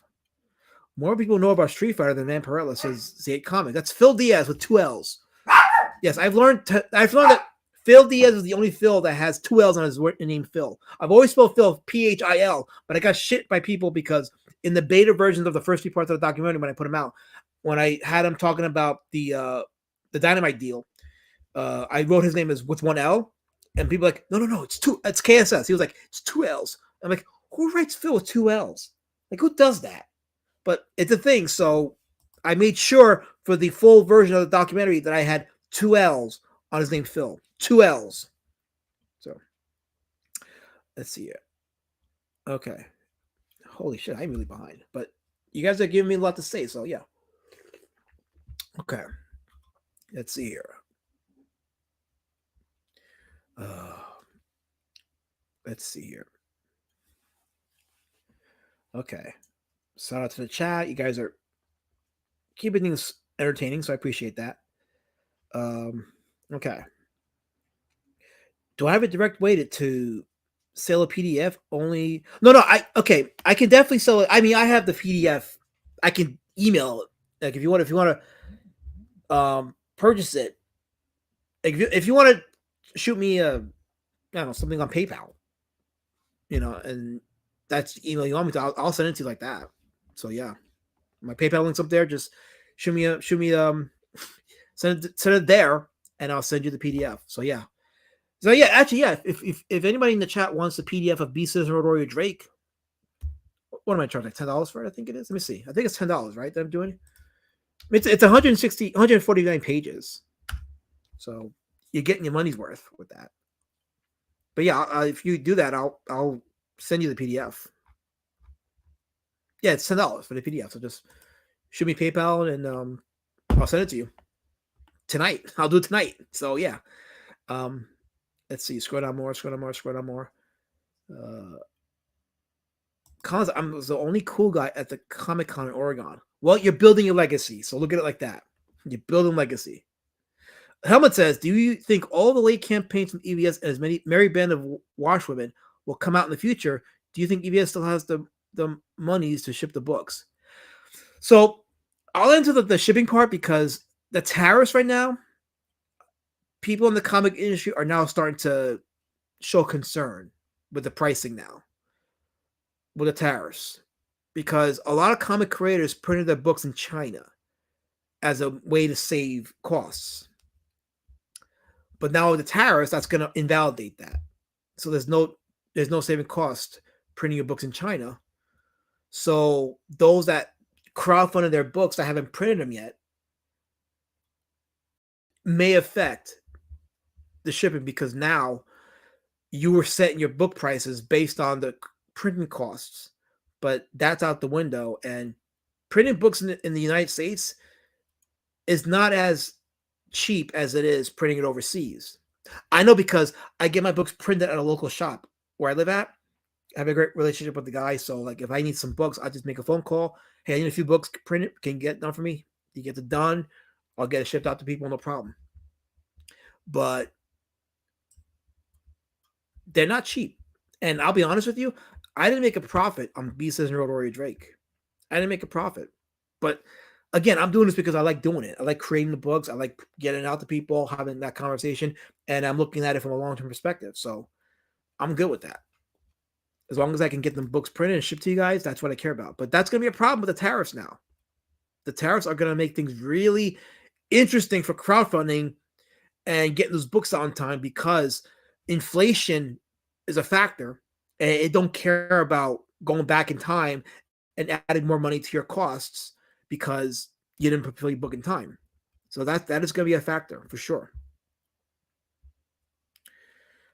Anything over 10K gets immediately reported to authorities under the Terrorism and Money Laundering Act. Heck, I mean, you make a certain amount of money here in the United States, you get audited. The banks will like hold your money for that. It's like that's some deep state level shit, Can't make money without the deep state trying to check your cents to see how much of that they think they deserve. Newsflash, they don't deserve a cent of it, but the deep state has fucked us over with that. Hence why the tariffs have to happen, because we got to start breaking this system. Because if not, we're going to be a third world country before all is said and done. And Jacare says, I'm behind, so thank you. Oh, okay. Well, there you go. Okay. I guess. Shifter says, when we get a director's cut, what do you have, amnesia? You have amnesia? You want a director's cut of that documentary? That's going to be 9 hours long. Don't sleep is what I would say. It's called when the culture war hits those pretty pictures. Don't sleep. It should be the name of that version. James says, I see Frog Toady coming in out of CG when his books fail. That's provided he actually puts the book out. So, Tree Goblin, I wish we could bring Testify back, but honestly, I think he would have off himself, seeing it the direction this whole thing went. He would have doped out of this a long time ago. I would have seen that happening. Bancroft's what CG was all about. Bancroft, a lot like Tim Lim, was a success story, independent of what Malin and EVS were doing. Not that they didn't have a hand in it, but Bancroft was a success story, is a success story, is. Because he did it on his own. He grew his platform on his own, just like Tim Lim grew his enterprises on his own. And I think this is why both of these guys are not seen favorably by Malin and company. So, yeah, because he became successful without them, and I think that tends to be, for some reason, that tends to be a threatening thing. I don't know. JC says, I wish there were more channels that got underground people and up and coming comic creators to come on and promote, talk about their projects. So what I'm going to be doing, JC, and I've had some people discuss with me about this, is because I do my Indie Comic Out live streams every Thursday, where I talk about creators from the past, past underground comic movements, guys like Fletcher Hanks. We did Pale, the creator of the Smurfs, and who's the other guy? We did the creator of One Punch Man. We talked about him because these guys, they produce books that would not be something that the mainstream would consider quality, but they became successful because they produced books that were entertaining.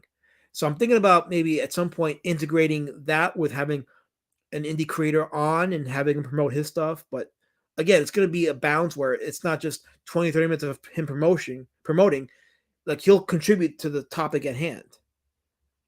So he has to be entertaining. So, yeah. Last night is CG's Vaughn Bodie.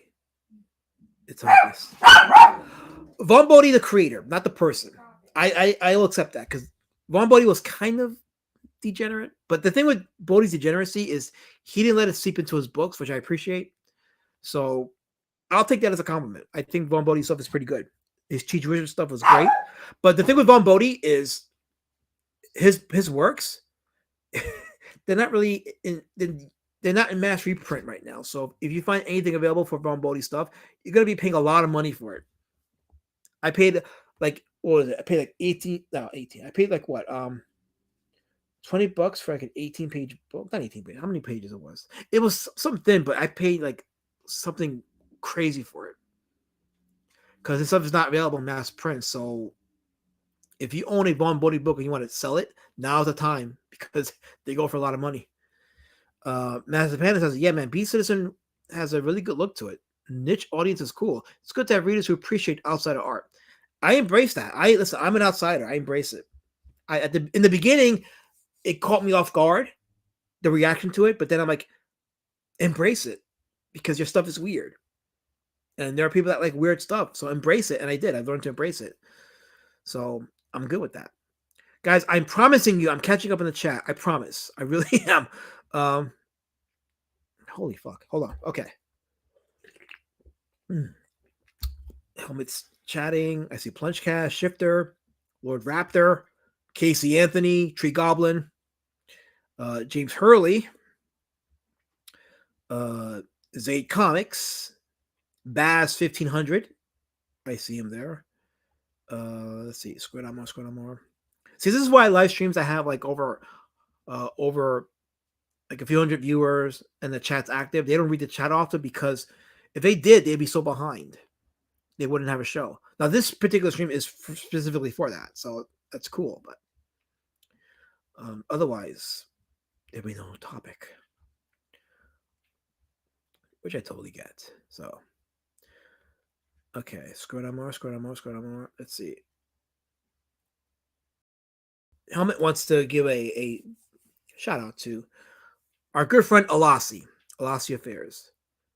One of the best Liam Efappers gone, but not forgotten. Alasi was good that way. You leave my dogs alone, Raptor. You leave them alone. Don't derail your streams. Okay. Oh, look at that. I'm caught up. All right. So there we go, guys. I'm caught up now in the chat. So I will now entertain more questions. Collins, I should watch the Minecraft movie. Or should you watch it? I'm not a Minecraft fan, so I don't know. But I didn't hear good things about it from Minecraft fans. So you may want to ask the Minecrafters. Let me go up a little bit in the chat now, since I can afford to catch up on a question or two here. Excuse me. Java says, F your gay dogs. Well, no, I'm not gonna do that. So you will suffer, my dogs, my therapy dogs, Java. Suffer them. Okay, so any questions from the chat? Let's see. You guys have any more questions about Doc, about some things that have happened? Content says, I've noticed a pattern of CG royalty in very late books spanning 3 to 5 years. At some point, that's going to come to a head. And the thing is, I, as a creator, and some creators won't agree with me on this, but I have to be careful what I say because there is a thing called conflict of interest. It's one of the reasons why in my documentary, I didn't talk about the content of the books. I didn't talk about the quality of the books because as a creator, it's a conflict of interest. And I felt like it would have undermined the integrity of the documentary if I did that. So I only focused on the creators. I focused on the sales when it mattered. For example, when I talked about the sales of Earthworm Jim versus Blood Honey, I talked about the sales because at the time, there was controversy about whether Duck Snaper was CG or not. And that's a controversy that's discussed to this day because there are people that swear that Earthworm Jim was not a CG book. I contend it was for the reasons I stated in the documentary with receipts. But that's the only time I had discussions about the books. But what I felt about them in terms of the quality, you'll have to catch me. If I do a dedicated review of a certain book, you'll know then. Or if we have a conversation offhand, whatever, I can tell you then. But yeah, that's why I didn't discuss the quality of the books for that reason. Shifter says, Niobe is feeling the pinch too because of the tariffs. But he forgets about the tax that Canada put on paperbacks about 6 years ago that drove the price for them on imported books. Yeah, yeah, and I honestly, like, when I heard him talk about that, I'm like, well, that's why the books, and that's why when you get to see a book and they have separate prices for the US and the Canadian version, that's why. You know, people, yeah, it's a thing.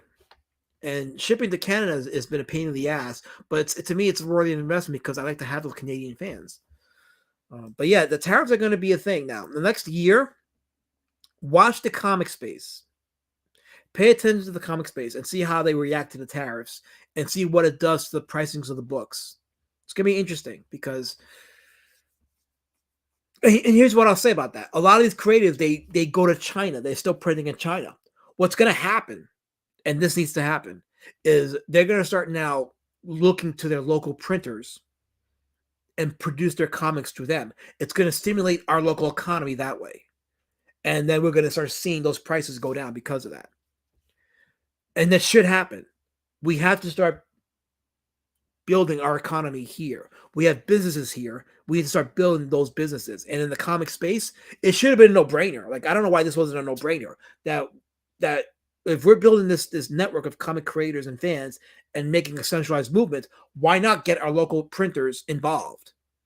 But to me, that's another miss. I get why they went that route of going overseas, but we should have been building our economy locally. And we're doing that. So, Black Injustice says, I'm going to smoke some crack later. Beware of those lesbians because they'll smoke it with you. I'm just joking, but no. Why was Doug demonized at CG? He didn't seem like an evil person at all. So, Doug came into CG. He did that Bigfoot Bill book, which was one of the most well-received books in comics at the time. And it was no secret he did that because he also wanted to get the Earthworm Jim license to produce his Earthworm Jim book, which I have here. and I really want to sit down and read it because I love the artwork. I love how beautifully produced that book was. Where's my Earthworm Jim book? It's here somewhere. Because when I talk about these books, I want to show them because part of the joy of buying these books, here it is showing them. You get a little cloud. I still haven't taken it out of its bubble wrap yet, but it's a beautiful hardcover, beautifully produced book, and I want to read it. But this book, he made $835,000 on this book, and that didn't sit well with some people in CG because it beat out Cyberfog. And Doug had wanted to leave the movement. My understanding was because with War Campaign doing what they were doing with their memes, and some people didn't take kindly to it. He felt a certain way about it, but he stuck around. In public, he stuck around, but in private, he kind of checked out. And Ethan wanted to keep him around. But in July 2019, and I showed this in the documentary, in July 2019, Doug was at the San Diego Comic-Con. Billy Tucci was there with him. He introduced him to the crowd, and Doug did not shout out CG or Ethan. And Ethan took offense to that. So they had that big blowout in Rekida's stream, and that resulted in Doug just at that point, just now, it was official, he was out of CG. And if you watch the Doug gives his perspective on that, and he explains why he's no longer part of CG, and I don't think any more needs to be said about that. So, yeah. China is done. You're a fool if you still try to get printing done in China. That's the goal of the tariffs, Plungecats. The goal of the tariff was to bring our businesses back here. So all the stuff that's going to be taxed heavily that we're getting in here, we're going to stop paying those taxes. We're going to stop paying those tariffs, and we're going to grow here. And we're going to grow our own economy and start building businesses again here. That's why these tariffs are happening. So the comic space is a good reflection of the rest of the economy in terms of how people proceed financially. So if you got these guys still producing comics or getting the comics printed in China, they're going to have to make a profit, meaning they're going to have to start raising their prices. No one's going to pay high prices for books that A, are not proven, and B, they're partial stories. So we're gonna see where this goes. It's gonna be interesting next few months or the rest of this year. Colin says that was a DB move from Dirtbag move, I think is what you meant, right? From Ethan when a backer asked him for the book and when it's going to be released, and Evan told him in CG jargon, "You didn't get a book, you just gave me money." You stop feeling sorry for people when they already know the behavior of a particular person's business ethics. So, like, if you're going to pay somebody money and you know they're going to take 3 or 4 years to put the book out and you're complaining about it, I'm sorry, but it's already, the pattern's already there. It's already there. So, you know what you're getting. Don't get me wrong, it's still a shitty business practice. But buyer beware, right? Buyer beware. Buyer beware. A fool is very easily parted with his money, right? You've heard that expression? So, most of the high quality paper is made in China. Making that paper is a nasty biz. Well, do we need high quality paper for our funny books? I mean, it's product. You consume it. They don't go with you to the grave. You know what I mean? So people got to start prioritizing what they do and how they spend their money. It's time to think wisely with your budget now. We can still get what we want. We can still produce what we need, but it's time to really now get flexible. How will tariffs affect your peanut butter? You know what? Why is Jabba not banned in the chat? Ban him now!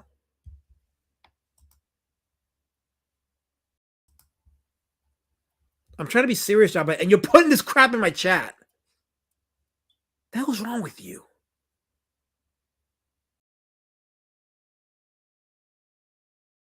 James Harris says, do I think that Vito and Dick Masterson and Frog Tony caused a huge rift in CG? Oh yeah, of course they did. Of course they did. But here's the thing: CG was already fractured because of the Dungeoneer stuff and the Tampa Bay stuff that was a nothing burger. You know, you had Malin accusing Phil Diaz of gossiping about his wife, and that was not the case. The stuff with Danger Vanessa, although that was after Dick and Vito, but it was already being fractured by that point. I think Dick and Vito just torpedoed the ending of the movement as a customer movement at that point. So, Michael D says, if the CG Creator Network built out properly, you could have negotiated group printing discounts with the U.S. printers. You're assuming, Michael, that we were talking about people that had good business mindsets. As I have found out, they did not. And I'm not just talking about like Ethan and Malin. I'm talking about also the smaller creators, like a lot of indie creators that produce these books, but they're not business minded. And then when you try to discuss possibilities of how they can expand or how they can invest, they don't do it because they're stuck in a certain way. That's a complaint I had for a lot of creators, big and small, in Comicsgate, was they don't have a business mindset. And I found it frustrating at times because when I was producing my shows, my Road Warrior Drake animated talk shows, I took them outside of YouTube and put them in Roku TV. I was doing that promotion, and you would have thought that would have ignited some people to do the same, and no, it hasn't.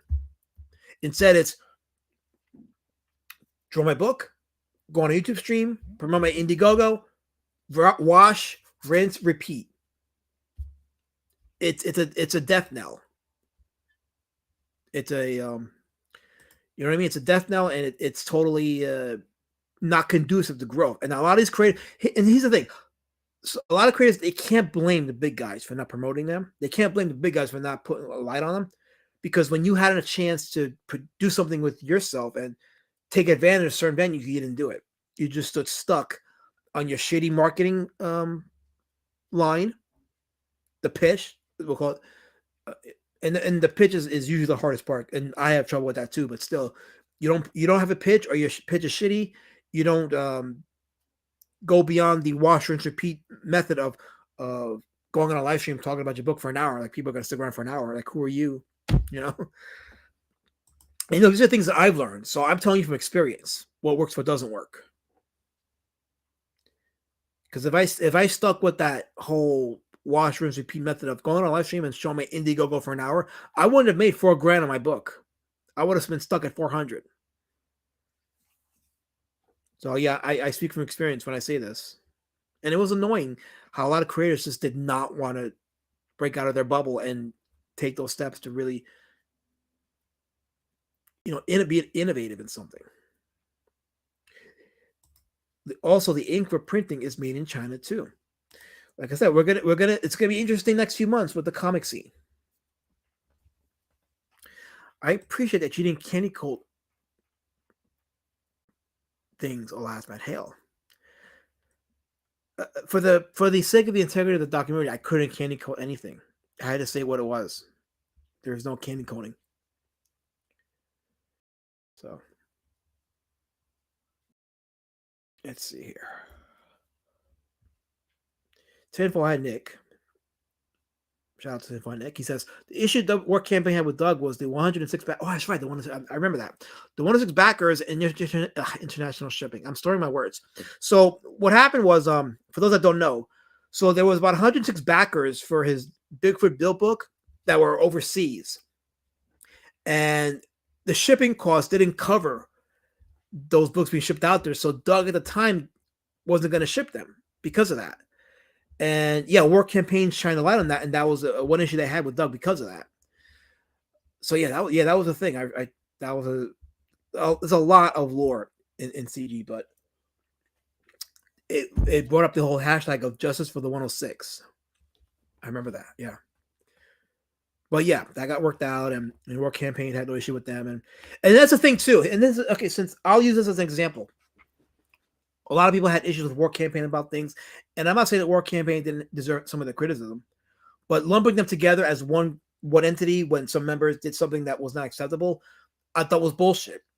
I remember with the whole anime stuff that happened, and EBS was railing on Pan for not speaking out on that stuff.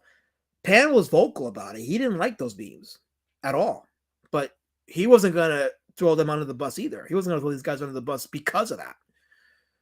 It was a healthy disagreement. It's like, you do you. I want no part of it, but I'm not gonna take a pitchfork at you either, kind of thing. I've been. Hold on, I got notifications about my mic. Got the good mic.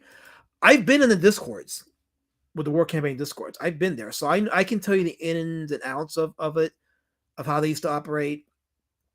The whole thing with the dick pics, by the way, is an urban legend. That never happened. Okay, there was no dick pics exchange. You didn't have to submit a dick pic for membership. That never happened. Okay, that was a one-time thing, I think, with TJ or something like that, and it just got overblown. But Ethan did go on those Discords, and he did have voice conversations with Roe and members of the War Campaign. I know because I was there for some of them, so that did happen. But the thing with this particular example is what creators have misunderstood about War Campaign was whatever gripe they had about you, whatever issues they had about you, was easily solved with respect, kindness, and professionalism. That's it. It's simple as that. Kindness, professionalism, respect. It's that simple. It really is. It's a lot of the issues could be resolved with kindness, professionalism, respect, move forward, and it's all water under the bridge after that. Best example, look how Mike S. Miller is with members of War Campaign today. It's all kindness, professionalism. Things are resolved, move forward. It's as simple as that. So, Leigh Chapman said, let's steer from tariffs and politics. We can't steer from tariffs because it relates to comics. It is connected to the comics, so we can't steer from it. It is a thing. Well, because she's asking what it has to do with the documentary. Well, because it was a comment about the comics and the quality of it, and it steered towards that. Okay, well, it is something that we're going to be paying attention to for the next year, that how it affects comic prices and how it affects our crowdfund. So Plushcast says, nah, China was ruining the factories in 2023. Now the knife's twisted. Let's see what happens. Richie Dupe says it won't work. US cannot compete with China ARM chips. So I remember seeing that video. The video segment where Shane Davis got really pissed at Rini, all because she joked about Shane being drunk. Weren't CG about joking around? It's all jokes until they're the butt of it. Then it's not jokes. Then it becomes bullying or harassment or what have you. Jokes are jokes if it's one way. Not if it's the other way. Andrew Chris, in IGG, there's something that states you shouldn't expect a product on crowdfunding. Yeah, they do that because for legal reasons, because they don't want to be held liable if you don't get your product, which I totally get, because a lot of people hold these crowdfunds and don't fulfill. Like, you want that liability taken away from you. So, but I say to backers, look at the history of the people that are putting these books out. Look at their fulfillment history before you put your money down. At that point, again, it's buyer beware. So, newsprint is still the best way to print comics. I love newsprint. I love the feel of it. I love the smell of it. It's nostalgic. That's one thing that Alternate Comics does well. And that's why they do pretty good financially, because they print their books on newsprint. It's cheap, but it works. It's a great nostalgia feeling, and it gives them the financial freedom to print more stuff out. Java says, I wish it took 4 years for last month's gay D word book to get to me. When people come over, I have to hide his book in a vault and say that, so they don't find out that I own it. Well, guess what? They're going to know, because you can't escape the internet. The internet's forever. And they know you have the book. I hate to break it to you, Java, but when you got the PDF, the feds know you have it. And they have your docs. So they know you have my book, Java. They know you back pieces. Oh, wait, did I say that out loud? I'm sorry. I meant Collins says newsprint was way better. It's a nice nostalgic feeling. Yes, it is. Let's see here. Scroll down more. See, I'm doing good now, catching up to the chat. I think I've done a pretty good job. Phil Diaz was the Mexican that Ethan wanted to twink. That got it. He's Mexican? Phil Diaz is Mexican? Oh, the things you learn. Mind blown. Wow. Colin says most ironic thing is that Dax Harrow himself has stated that those comic guys, referring to CG in a podcast of that biggest problem universe, said those guys are losers and their books suck. Yet Evan ignores this. Shockingly enough, there are some comic book creators themselves that think that way too. And I'm going, you think that these comic book people are nerds. You call them nerds in a derogatory manner, and yet you're producing material or product that's supposed to appeal to them. How does that make sense that you would look at your market like that?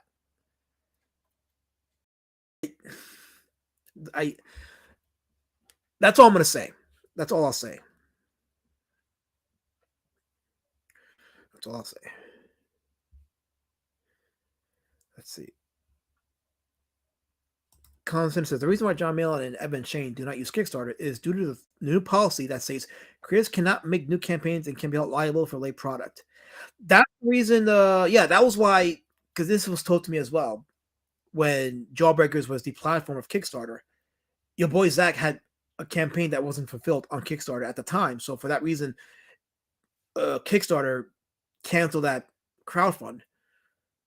And look, I go into that in the documentary. I explain why that boycott was stupid, why it made no sense, why going from Kickstarter, which at the time was banning certain campaigns, but it wasn't a concentrated banning, but they were banning certain campaigns. Why go from there to Indiegogo, which shadow bans campaigns? And as per Fraga and company, yes, they shadow ban based on political motives. So what is the sense of boycotting one platform to go to another platform that's doing just the same thing? It makes no sense. I go into that in the documentary, so I'm not going to repeat it, but yeah, that's the real reason why. Make no mistake. So, let's see. I hope Graham uses Kickstarter for his next campaign. I hope so too, because you should use any platforms that are open to you. Don't shortchange yourself. Elasma has the mic of the pox. What's wrong with my microphone, Angela? I'm diverse. You hate diversity? I don't. I'm diverse. This community needs me. Bob Holzer says Doug T asked for even more money to ship his books to backers that already paid. People thought this was an attack on the backers. Yeah, but that was all worked out. I think he was stunned by the shipping costs because a lot of people back then in the early stages of CG didn't take into account how the shipping rates would affect the pricing of the books. And that's why some creators decided they were not going to be shipping physical books to the international backers anymore. Which I understand why, but me personally, I want to keep my backers internationally happy, so I don't mind shipping them. Even if I got to foot like 10, 20 out of pocket to get it to them, it's fine. I don't mind doing it. Casey Anthony says she gave me 10 stars. There's only 7 reviews, guys. Run the shit up. Yeah, run the shit up. Leave a review. Let people know what this documentary is about. Leave a review and let them know what you think. Give a rating, give a review. There you go. So, War Campaign was as bad as they say. They promoted a lot of books and CG creators. So, War Campaign, a lot of guys had different roles in War Campaign. Like Tinfoil Hat Nick would promote books on Twitter. Arch City Comics would have a YouTube show on Saturday mornings, which was the precursor to the format that you see today in the Slums and the Uppity-ville streams, which is he would have a creator on, Arch City Comics said he had a creator on, and they would discuss topics of the day and get the chat involved.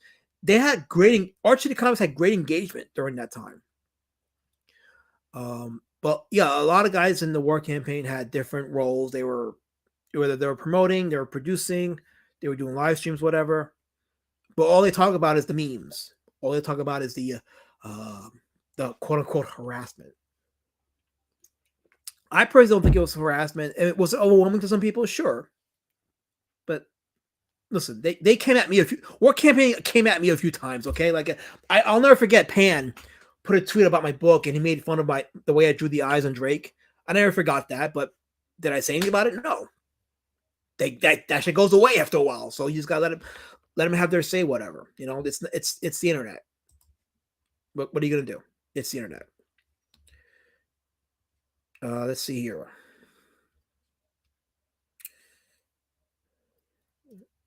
Okay. Oh, let me highlight Twitless because I haven't seen him all day today.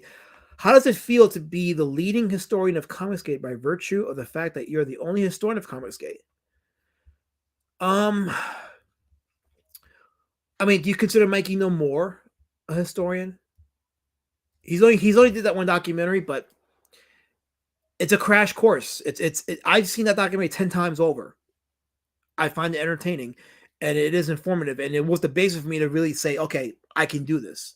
I can create a documentary with more details and more information. So I may not be the only historian, but I don't know if I even want to be a historian on this thing. I really want to move forward from it. You know, and then I'm seeing recently what's going on with EBS and Dan Fraga. I'm like, I don't want any part of this.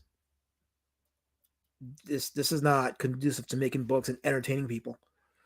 But you know, I am proud of the documentary. I'm very proud of it. I don't know if I want this to be the hill I die on though either. Ethan only damaging CG going after Irene. She has eyes all over her in the industry, breaking boundaries. Irene, Narwhal, these people are entering the industry in their own way and they're producing stuff and being successful. And they didn't have to put up a live stream fighting back or doing their own casts, so to speak. In Peter Cimetti's live stream last night, he said newsprint guys have been giving him a hard time lately, and he might have to switch to a different product. Not sure what's going to happen yet. Yeah, this is going to be interesting. It's going to be interesting. So, what happens with the printing of the books? Pizza King Cryptid is a good book. Yeah, I'm so behind on the alternative stuff, but he does good stuff. He really does. Plunge says, you got to bail. We'll catch up on a stream. Restream later. Thank you for the documentary. It was very informative. Later chat. Hail Plungecast. Thanks for coming by.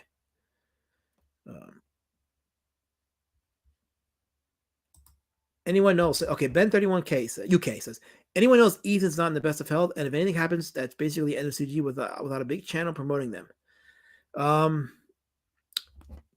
I wish him and anybody in that state good health. So let me just make it clear. I wish him good health. I wish him and his wife good health. I know she's going through her thing right now. And as a man that's seen his wife go through what she went through, I saw my wife deteriorate in 14 months. She went from someone beautiful, and she was beautiful inside to the end, but I saw my wife physically deteriorating in 14 months. And all I can say is I wish any man that's going through that, I wish them Godspeed. That being said, if Ethan decided he was not going to be CG anymore, that's the end of that movement. That's not even a movement. That's the end of that brand, period. Because no one else is going to be able to carry it with any kind of credibility or clout. So, yeah. So, let's see here. Let me drink this while I scroll down the chat. Okay. My speculation is that since Aaron Lopresti was kind of standing up to Malin, he will be the next to be screed. Is that what it says? Oh yeah, screed at by Evan and Malin Shane, like a mini struggle session. Well, both Nolan and Lopresti have put out tweets in the last few months lamenting the financial state of things. Very cryptic, but those of us that are in the know. So we're going to see what happens. Alchemy3 says, I see the economy shadow banning and canceling being used more and more as an excuse for poor sales, low backer numbers. It's going to take a real hard crash for some people to figure it out. But then again, it isn't really our job to make other people see the error of their ways. You move forward and you let Schadenfreude do its thing. Schadenfreude has to do its thing. So, okay. Am I back behind in the chat? Holy crap, I am. Hold on. Let's see here. Yes, I'm behind the chat again, but that's what happens. So, okay. Shout out to you guys in the chat. Appreciate you being here, spending this night with me.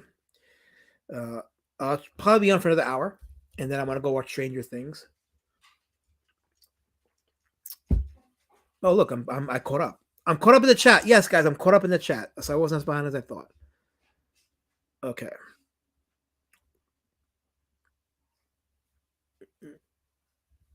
Okay, so it's just comments here or there. Nothing. You guys have any more questions about the documentary? Anything that you need answered about things that I've done or what have you? Why I did it the way I did it? YouTube says Chinese are very superstitious. Throwing shade brings bad spirits. There's a respect level that wouldn't work, or the way we do things here would not fly in the Chinese or Japanese markets when it comes to entertainment or comics. Jake Hyperwizard is also going to Japan for the same con. His book is going to do bangers there, no doubt. Yeah, I think that's going to be a thing. That's going to be an amazing step up, being able to sell your books in Japan. So Evan didn't like when Jesse Potiphar had him on the proverbial ropes, especially the part where he said that drawing all of that detail is making his books many years late, aside from the busy part. Yeah. I mean, that's the quality argument. But again, quality is not just the art; it's also the story. And I'll say this: I think that the Cyberfall books could have been in the hands of another writer, and it probably would have been a better series of books. The art is good, but the writing is not on par.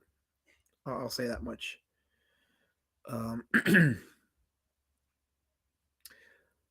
Okay. Let's see here.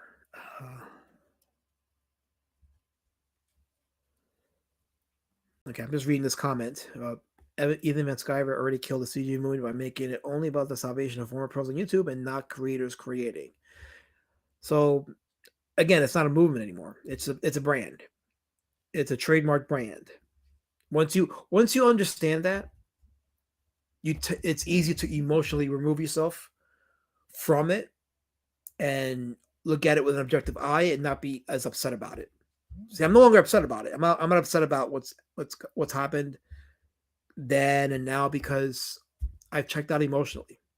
Now I'm just focusing on my brand, focusing on what I'm doing, and trying to entertain my audience and entertain my fans and grow my fans as well. So I don't get worked up on what others are doing, if they're destroying something or not. The part you shared with Ethan was very endearing, made me sad a bit, because that was the Ethan I loved.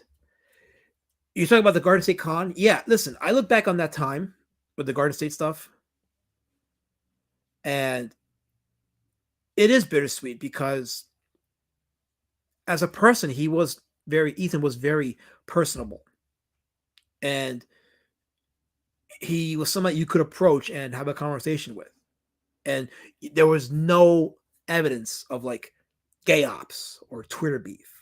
None of that was there present when we were there with him during the after party. And I would have had no idea that a year later it would have went south for good. I would have had no idea. But it was hard editing that segment because I was revisiting. Because that morning, the morning that I went to the Garden State Con, I didn't go in the morning. I went in the afternoon. But that morning, I was 8 months removed from my wife passing away. So I had a bad breakdown that morning. It was so bad that I had to put out a cryptic message on Facebook, and one of my video contacted me to do a wellness check on me. After I recouped and regained my composure, I saw that Ethan was at the Garden State Fest, and I'm like, that's only an hour and a half away from me. So I was like, fuck it, I'm gonna just go.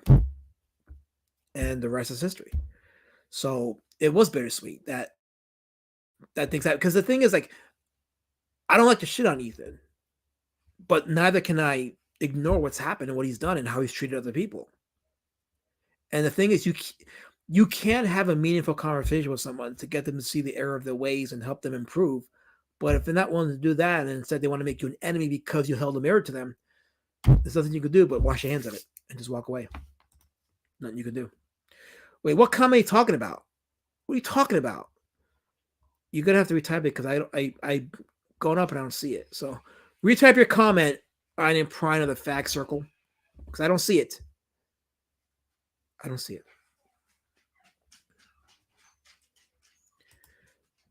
He's asking, what is the lore behind Kelsey? I remember when I was in CG near the end, he wasn't on live streams and Ethan was crying about PTP drama. I left CG after the. Yeah, I'm not too privy on the Kelsey stuff myself, but as far as I know, he hated the way. Well, someone should comment on that. I think, because I was not a big follower of the Jack Show. Read your comment before I didn't Prime. I think I did. Yeah, I did. I just commented on it. So there you go. Okay. Scroll down more. I'm here. You can start now, says Sark. I am not Lord Rapid Jesus. You don't command me to start over because you showed up late. I mean, you could hit the rewind button. I guess that's a thing, but then I don't know. I don't know. I'm just saying. Either turn the brand and audience into a drama form. That's why it was easy to emotionally check out because it's not what it was when I joined. It's a different entity. So it was very easy to just emotionally say, I'm done. So that was 8 months ago. So my wife's passing was in October 2022, and Garden State happened in June of 2023. So that was 8 months between. So I was still kind of fresh in the grief stage, but going to the Garden State was a memorable moment for me. It was a great emotional turnabout from the grief that I had that morning. So when I look back on that, it's like it doesn't taint that memory of going to the Garden State Con, but likewise, it doesn't help me sugarcoat the shit that's happened since then. And the thing is, like, I was one of the few creators that Ethan was sub to on YouTube, and he commented on a few of my videos, and he appeared on my live streams. So he knew me, he knew of me. He treated me with respect. He treated me as someone that was an influential person in the movement. That took me by surprise, but he treated me that way. So believe me when I say, like, when I was doing the documentary, it was not with the intent of shitting on him. It was, this is what happened. If I'm going to be honest about making a video, a documentary about what happened in TG, I got to be honest and put it all there and shine a light on this. And then when he started to go full force on these other creators, that's when I was like, yeah, Ethan's taking it too far. I'm not going to sugarcoat this. I don't care if it means him setting a brigade after me. I can't sugarcoat it. I really can't. Let's see. Who would have guessed attacking lower CG would have had consequences? Hope the super chats make up for the hundreds less backers. Yeah, when you have to go the variant cover route, that's a problem. Because again, it's less about the books and more about the money.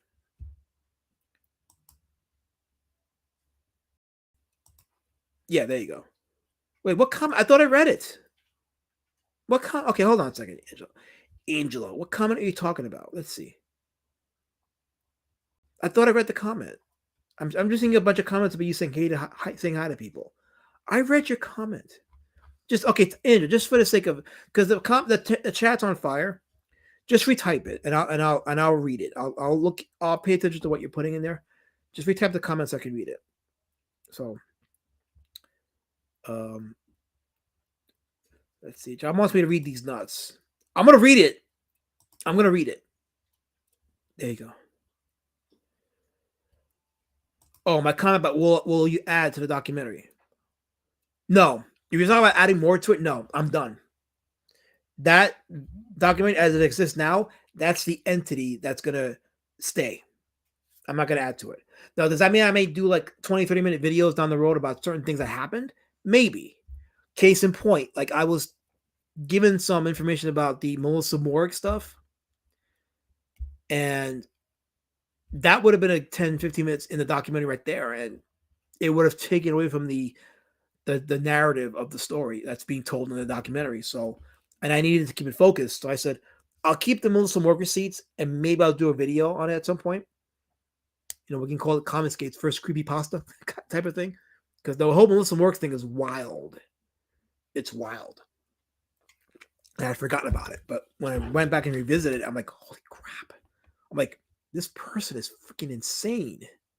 Assuming it was a woman, but when you read up on what the Melissa Mork stuff was about, it's freaking crazy. So I left that open. I may even do a video on the comic book HUD and the whole thing with how he accused Doug Ernst of feeding him the materials for his videos, and then Ernst said that wasn't the case, and he explained what really happened. And so, you know, Lady Shadowbane says, I remember when you went. I think I have a faint memory of telling you that you should go. Yeah, and that the next day, me and Lady Shadowman were texting each other back and forth throughout the day, and that was a beautiful memory because we weren't an item then, but we were just talking, we were being friendly with each other, and it was fun. It was fun that she was going back and forth. And then a couple weeks later, we met in person, and the rest is history. Chicken Nugget says, sorry I can't stay, but I can say Kelsey basically echoed what Frago was saying. He got tired of all the shit. That's what I figured too. Yeah. Java says, sugarcoat these nuts. Yeah, I'll sugarcoat you. I'll sugarcoat you, Java. How about that? There you go. Oh, this is Chris Stanley, by the way. Don't say that out loud, because now you're gonna get banned. So okay, let's see. Okay, I'm scrolling down in the chat. Oh, look, Yellow Flash is in the chat. He says, your video made me want to review and destroy comics again, which I might for fun. Bring that back. We love those. Bring that back. We want to see more comics being ripped to shreds, literally and figuratively. It has to come back. So let's see those. Sark says, documentary is solid. D-word mentary. It's been needing to be done. Yeah. Yeah. And I'm glad it's done. I'm glad I made it. I'm glad it's out there.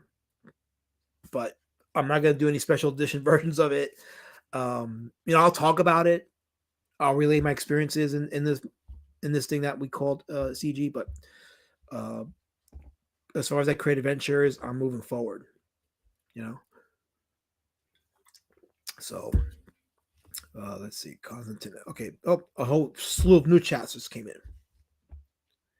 Constantine says the joke at CG is Malin is upset if he doesn't get his trophy over a fake award that probably vibrates, and Shane always needs to get his word in, or he'll go to his own stream to get his word in.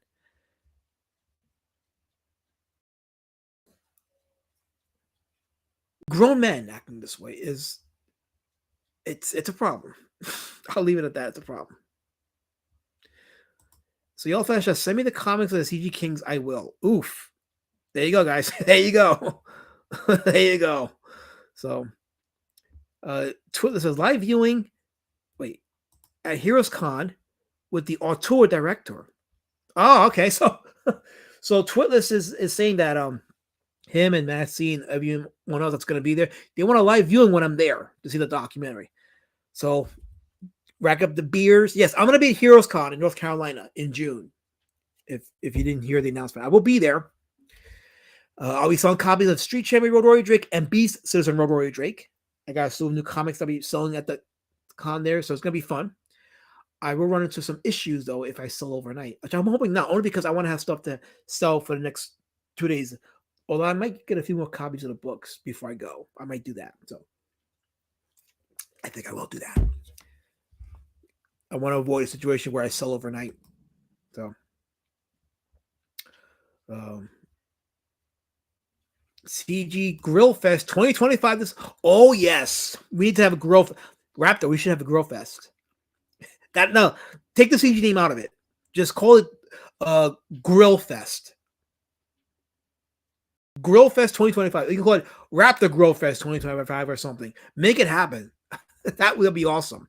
And have some tables for creators to come sell the books while they're eating food from the grill. That would be. I would be there for that. I totally would get there for that. Grilled Raptor. Oh, she said it. The Grilled Raptor Jesus Con. There you go. She said it. Grilled Raptor Jesus 2025 convention. Who said it? You better give me credit. I just did. I said she said it. No, you said she. What's my name? Oh, Lady Shadowban. Thank you. So Raptor, if you're listening, send her the check. She just named your con. So send her the royalty check. Grilled Raptor Jesus Con 2025. There you go. All the bits. All the bits. Constant says Jesse Potoff is planning on making his own comics. They will definitely be out later than anything. They'll be out faster than anything CG produces, and no drama involved. Yeah. Yeah. Exactly. Yeah, of course. Chris saying have a good stream allows Matt later. Yeah, I'll be streaming for another 9:16, another 45 minutes, and then I'm bouncing, so I can just chill for the rest of the night. Collins says all you cool people are at the East Coast. I'm still only in Oregon. I'm sure there's some creators nearby there that you can do some stuff with. So, and you know, I'm going. Listen, I'm talking about going down to Texas at some point. So I'm not just sticking to the East Coast. He's in Oregon.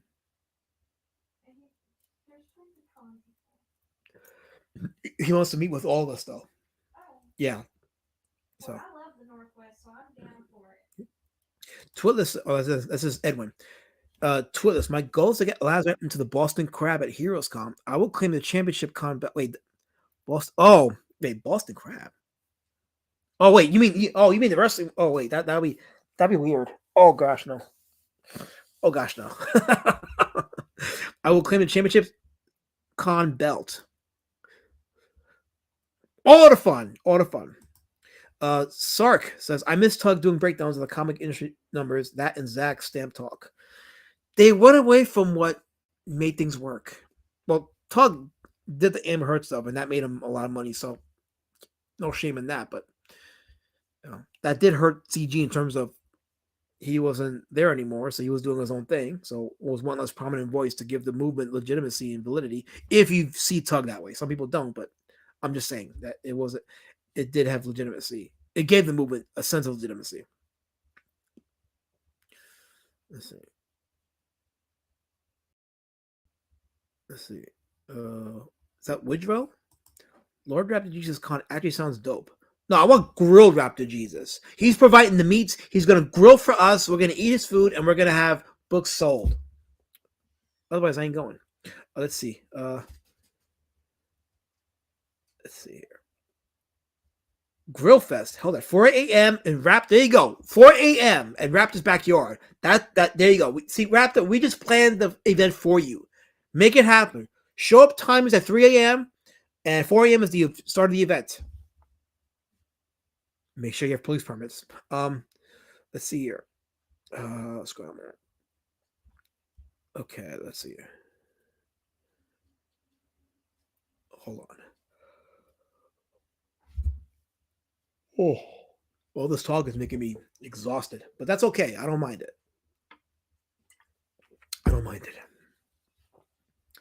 I wasn't going to go on camera, but I said, you know what? If I'm going to do something like this and talk to people, it's best to go on camera, look your best, and produce a engaging show. And we have currently 48 people watching. We went up as far as 55. So to the 48 watching, shout out to you. Hail. Have you guys hit that like button? Well, 40 likes, that's not bad. 40 likes and 48 watching, that's pretty good. But if you haven't hit the like button, go to the IMDb page, leave a review, send me $2 or something like that on my PayPal, which is pinned onto the message there. That would be nice. I don't mind the tips here or there. I'm not begging for it, but I'm saying I don't mind it. So, and by the way, I did get some notifications about payment for the PDF, so I will be sending the PDF after the live stream ends. I'll send the PDF out. So I did get something for the PDF, so I'll be sending it out. So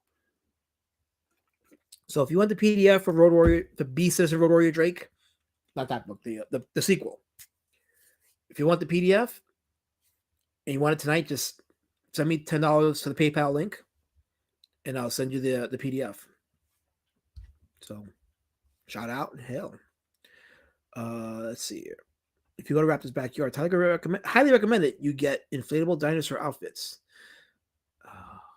Let's order this. So Raptor, Raptor, Yellowflash, I'm not monetized. And I've been thinking about it, but the reason why I'm not monetized is because I don't want YouTube controlling what I say. So I've prevented it from being monetized. So I know I probably should get monetized, but I have not really pushed it, if that makes any sense. And I know it's probably going to cost me financial opportunities, but I don't know. Call it whatever you want, I guess. I don't know. I like the freedom of speaking without having to worry about saying certain words that'll get me demonetized. But that's just me. I don't know. See, Raptor now is inspired. He says, I like that. There you go. See, we made it happen for you. Send her the check. We made it happen for you. I got the PDF already from wait, what? Whoa, wait. LimeWire is still a thing? LimeWire is still a thing? Wow, I didn't know it was still active.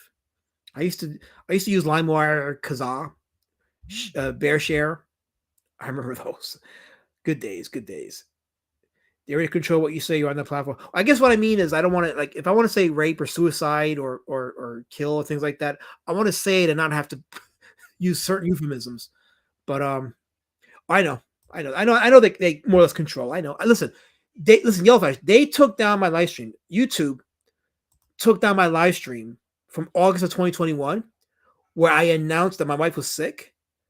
They took that live stream down because I made a comment about the 2020 election. So they took it down because of that. So I know they censor. I know that they got to protect their narrative. Trust me. When people talk to me about like censorship, I'm like, Susan's YouTube can go fuck herself because of what she did to my live stream. I had a live stream. I retrieved it. But it meant something to me because when my wife saw it months later, she cried because she didn't see it when I did it. She saw it months later and she cried. So when YouTube took their live stream down, because God forbid you question the 2020 narrative, it pissed me off. So trust me, I know. Okay, so maybe, yeah, you're probably right. I probably should. I'll look into it. I'll take that. I'll take it. You know. Okay, so Edwin's gonna send me. Okay, cool, awesome. And I think I got your message. So awesome. I'll take care of that.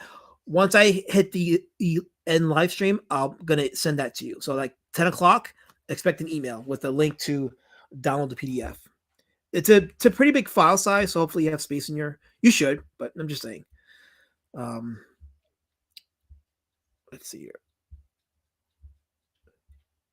Hail LimeWire Kazaa, aka income barrage of viruses. Well, that's what virus protection's for. That's what malware bites and all those programs are for. Yes, I know he's monetized. I know he's monetized, but still, I'm just saying, like, I guess I should. Hen's in the chat. Hail Hen, welcome Hen. Welcome to the chat. People are just typing in the chat. And I'm just glad that my camera looks pretty good because we had issues ever since I made the jump to Talk Studio. There's been issues with the video resolution, but it seems like it's okay now, so that's awesome. So,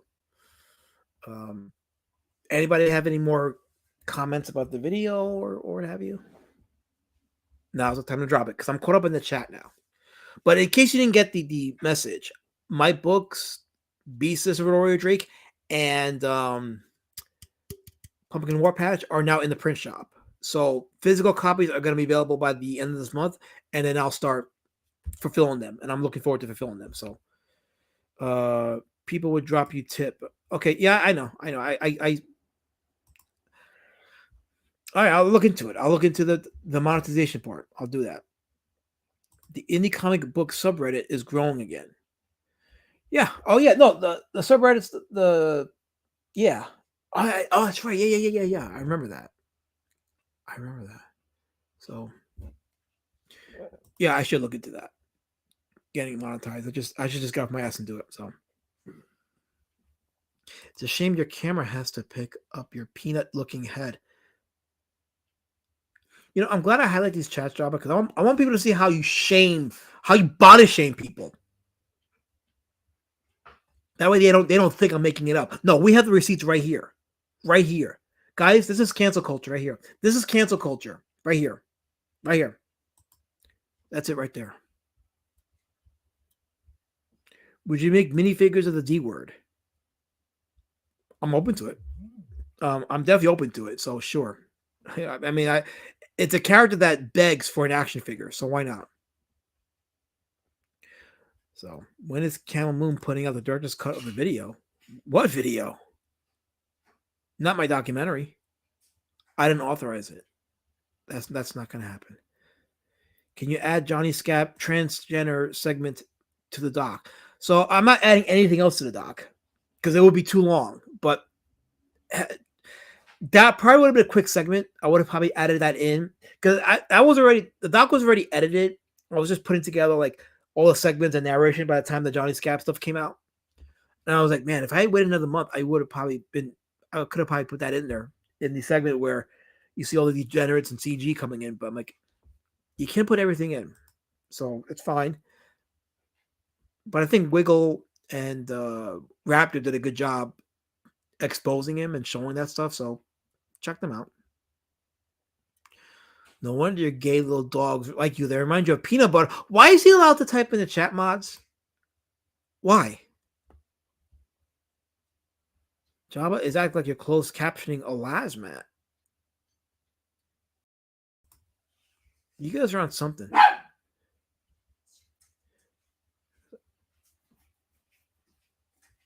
Constance has jokes. He says, if you want to feel good for the night, pizza 3 times a person. I'm sorry. Words are hard tonight, guys. I'm sorry. Let me say it properly. If you say, I want to feel good for the night, pizza 3 times, a person from New Jersey will appear behind you with a pipe in one hand and 2 strange witches and a urinal. That sounds like a convention in New Jersey, a horror convention. I don't know. It just sounds like that. Sorry, because the D-word mentoring part 2, CG degenerates hit those pretty pictures. Like I said, I'm done with that. I really want to move forward from it. I'm just done with that. And just focus on my brand. And focus on what I have going and growing that. And producing entertaining material, whether it's through my live streams or through my books. And that's it. I wonder if we can. Hey, they're calling for your head. Quiet. I wonder if we can get Elasmat to re-edit the doc for the next 3 months or so. No. The thing. See, here's the thing. I'm also a filmmaker, so to me, like when I make a film, it's art. All these, I look at it from an artistic perspective. So I don't want to really do any more to the doc. It is what it is. It's done. It's out there. Anything that happens after it can be documented in other ways, but not added to the current documentary. I don't want to compromise the integrity of its current form. So when are you adding railroad track gladiator turkey to your book? Never. Why are you doing this? Why are you this way, Colin? Why are you this way? Was that necessary? That was not necessary at all. That never should have happened. That comment kind of now I feel a certain way. That never should have happened. Never should have happened. See, I just drank 2 cans of these sparkling waters. These are beers I be plastered because I don't handle my liquor well. That's why I only drink 1 glass of wine and then I'm good. If I drink any other glasses of liquor, I have to have water or food with me so that I maintain it so I don't become a stark raving drunk. Because I don't handle my liquor well and I know my own strengths and my own weaknesses. Is there any way you put the doc on a Google Drive? Why? Why would I do that? Because if you want to download it, you could just download it off YouTube. You don't need a Google Drive for that. Just download it off YouTube.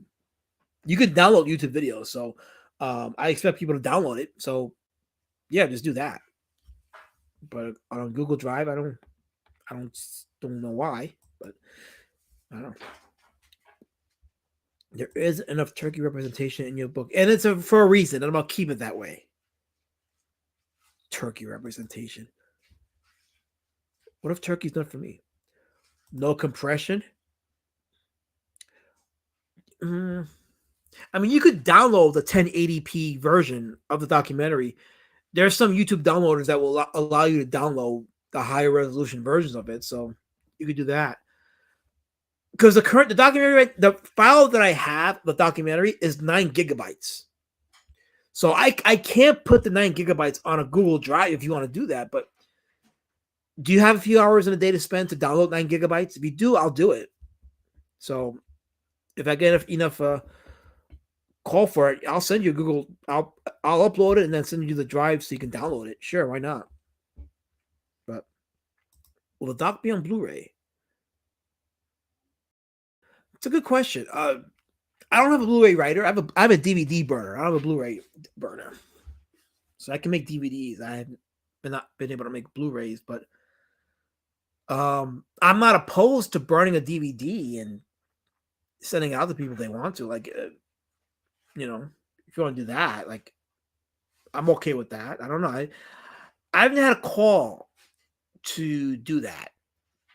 I just assume that people, if they want a DVD, they'll make their own and download it and burn it that way. But hours? Well, it's 9 gigabytes. So I don't know how good your internet is, but 9 gigabytes is a lot, So I don't know. But if you don't want a file that's compressed and you're getting the raw file, it's 9 gigabytes. You need a GoFundMe for a Blu-ray and disc.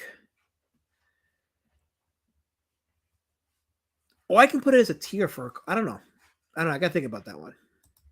Like I said, I wasn't planning on selling copies of it. I wasn't planning on making money off it. I just want to just make it, have it out there, but we'll see.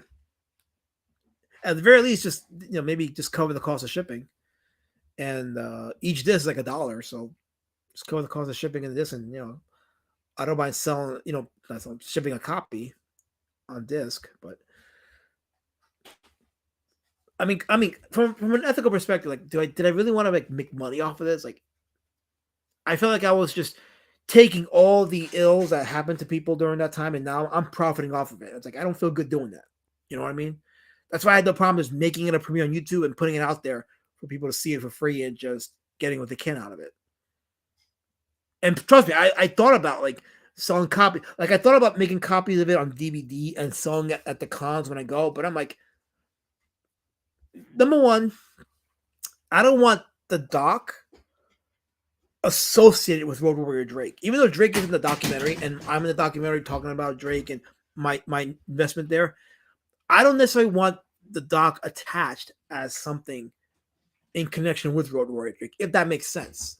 So when I'm at a documentary, when I'm at a con and I'm selling my books, I don't necessarily want copies of the documentary, which, by the way, it will be a hard sell if I'm selling Road Warrior Drake, because Road Warrior Drake is at best a PG-13 book, right?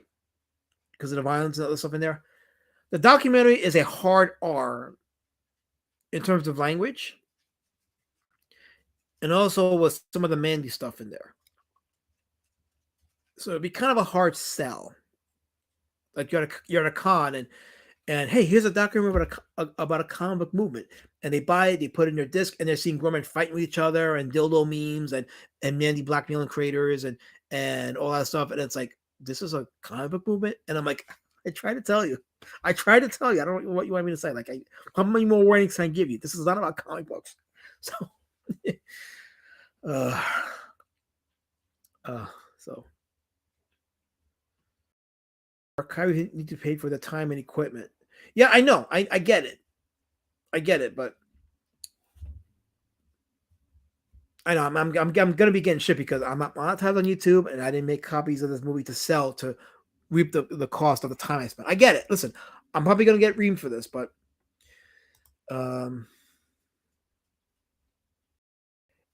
okay. Hen asked a question that I answered earlier in the chat. She asked me, "Am I still CG?" I'll answer it again. No, I'm not CG. I'm not slums, and I'm not uppity.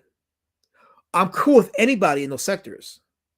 I have people on the slums and the uppity side that I'm cool with, and if I ever see them in person, I'll share a beer with you. We'll shoot the shit and we'll just chill. But I'm not any of those labels for the simple fact that I want the freedom to talk to whomever, uh, the freedom to be kind to people if they're kind to me as well.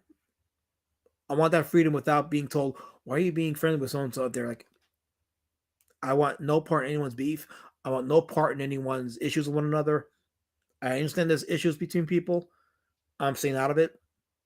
And the best thing for me to do is just not have any labels and not associate with names, not people, names, if that makes sense. So hopefully that answers your question. I'm World War III, but my documentary isn't. No, it's about the rise and fall of an independent movement. But I put the stuff that I did with World War Drake in there because it was part of that movement rising and my involvement in there as well. But I would never. I don't think I could ever use that documentary as a means to sell my book. But if someone sees my documentary and they want to buy my book, sure. I mean, I'll sell them a book, but it's not a promo for my book by any stretch of the imagination. By no stretch is it. Do you really think artists have ever not been psychos? Oh, listen, artists have been known to be emotionally flawed. And that's putting it mildly. So, yeah, artists are emotional people, extremely emotional. But that's not an excuse for bad behavior, though. You could be an artist and still behave well, behave professionally. But yeah, we are. So, I was like, I also asked a question. I didn't see a question. I saw an inquisition. There's a difference. You mean this question? Why are your gay dogs making so much noise in the background? What are they doing? Because they feel threatened by my marvelous dog. That question is non-canonical, so I'm not going to answer it. Thank you, Constantine. I'm not a peanut. Thank you. I appreciate that. Thank you. Casey Anthony says, Elasma has really nice eyes, brows. I bet they're threaded. I don't know what that means, but I'll take it as a compliment. So thank you. You archived this. I would think that it is history. Oh, it is history. The documentary is absolutely history. And this is the thing I didn't mention here too. I talked about it a little bit in the beginning of the documentary, but when I saw Dan Lawless trying to rewrite CG history and claiming that early CG was about the quality of the indie books not being up to par and how it needed to be better, I was like, that is not what early CG was about. That is a complete Stalinist fabrication. And that's when I knew that, yeah, there's a threat to rewrite history because there's that CG Wikipedia page that just came out. Not the Comicsgate page on Wikipedia, but an actual Comicsgate Wikipedia website, a CG wiki that was just created, and they started the whole rewriting of history. Oh, that may be something that Lord Raptor even Wiggle could look into. Like, I'll show them that and they could read into that, because when you read what they describe as CG history and see what's presented in the documentary, it's two totally different things. And again, the receipts are there. The receipts are in the doc. There's no way you can rewrite the history because it's already recorded. Angleton, your boy Zach, Doug Ernst, Tim Lin, Captain Frugal. These guys were the early trendsetters in CG. It was about calling out the bad behavior and the bad comics in the industry. They were doing reviews of it. Yellow Flash was reviewing the books, and as well as your boy Zach, and literally ripping them apart. That's what early CG was. Ethan then came aboard, and then with Tim Lim doing his book and Ethan producing Cyberfrog, then it became about producing books. But producing books was not what early CG was about. That's a complete fabrication. Hence says, wise move. I don't know why anyone would want the label CG added added to their product, it is a turnoff for too many people. It is a turnoff now. It's a turnoff now. So yeah. I'm not associating with it at all.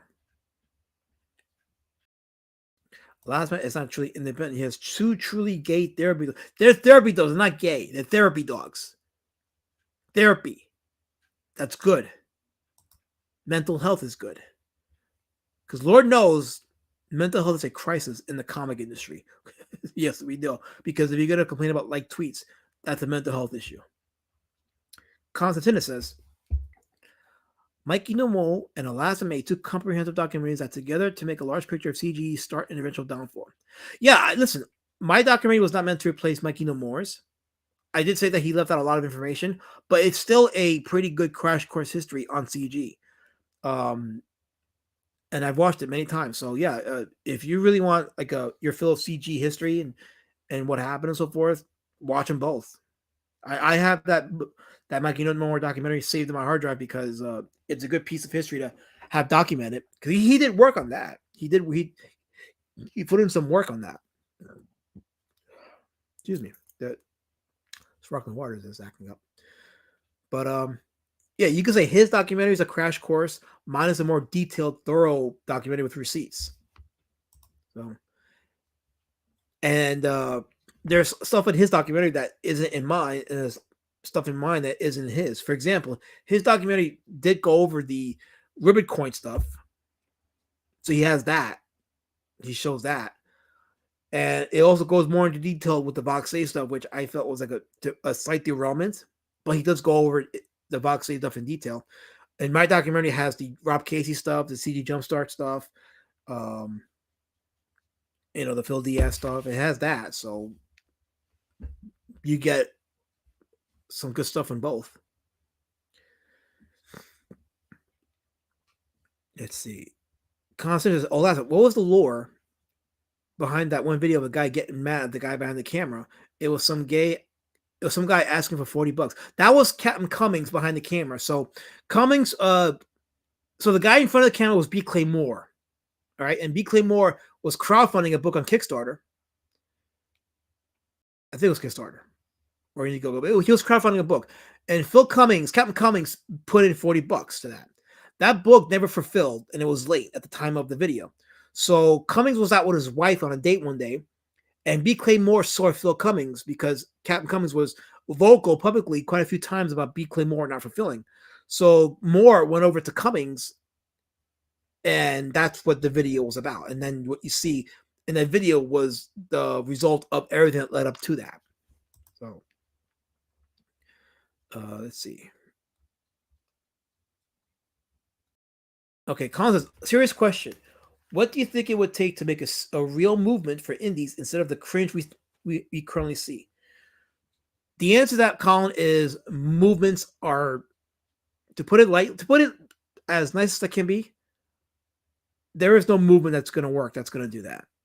It isn't a movement. What it is you see what works from other creators and you just implement it on your end and adapt it so it becomes part of your brand. What works? Well, what works is having a finished product, right? Building a fan base and just letting it grow. And the thing is, you got to be in this for the long haul. The problem is a lot of creators came into this movement expecting an overnight turnaround. They wanted immediate results. They wanted to get that big buck like yesterday. And when they didn't get it, they dipped. And I'm like, yeah, they're here for the wrong reasons. They don't care about the comics. They don't care about the legacy. They don't care about what they believe in. And what I mean by believe in, meaning the book that they made, the characters they created, the IPs. There is a long-term investment in this. You got to be prepared to spend a couple years maybe losing money producing the books. But that's with the intent of seeing a bigger picture, and then eventually down the road you make the money. But a lot of creators don't want that. They don't think that way. They're not in it for the long haul. So all I say to you is, man, is if you're in it for the long haul, see what works and adapt it to you, and then you go from there. Oh, Baz has a great question. He says, do you think any of the original CG books will go up in value? Good question. I don't know. Because value when it comes to comics is dependent upon printing. Like if there's an overstock of books, they're not actually gonna sell for pennies to the dollar. But will they gain value? If enough books leave the market and a few remain, maybe they'll gain value if the notoriety catches up to them.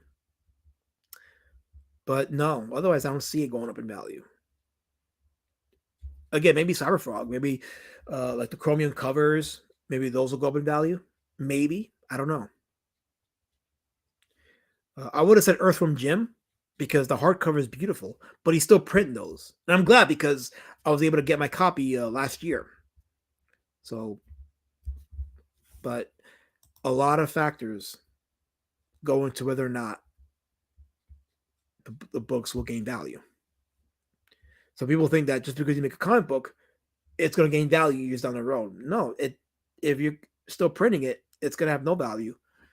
And if nobody cares enough about it, it's not going to have any value either. As Pandas, I'm going to have to miss the intro to get some late dinner with the wife. I'll watch the remainder of the playback. Congrats on finishing the documentary, Elasman. Well, thank you, Aspan. I appreciate you being here, and I'm glad that you enjoyed it. We're going to wrap it up in 15 minutes, so you probably won't miss much. But yeah, because at 10 o'clock, I got to get something to eat, and I'm going to watch Stranger Things with the lovely. It won't be done until 10:30. Okay, 10:30 I'll eat. So that's awesome. Saturday night was meant to spend with your loved ones, watching a good movie or, in our case, a good series, and eating and just chilling. And I really wanted to make that a habit now. Wait, what was the question, Sheepy Hunter? I'm sorry. Hold on. Let me go back to your question. Did I just skip it? I think I skipped it. Guys, if I skip your question, feel free to retype it in the chat. Okay, I didn't see your question, so maybe retype it and then I'll read it. So, thanks for the tidbit of Store of the Lore. I didn't know that. I just saw that the guy got pissed at the camera guy and followed him while the guy Cummings was walking away. Yeah, so there you go. So yeah, that was a thing. So, Shifter says regarding the CG value of books, they will do something in price as the last of the cheap Chinese paper and ink. Oh yeah, you know what? Maybe pre-tariff comics. That might be a thing. The pre-tariff comics. You heard it here, folks. I said it. I said it first. That's gonna be a thing. I have a pre-tariff copy of so and so comic. That might be a thing, but then you got to verify if the books are actually pre-tariff. If the paper is actually pre-tariff quality, because it could be a thing. And like if they start reprinting books in newsprint, then those pre-tariff books may have value because of the paper stock. So that could be a thing. Pre-tariff books. Ethan's figures at Big Bad Toy Store have dropped in price. I think they're down 50%.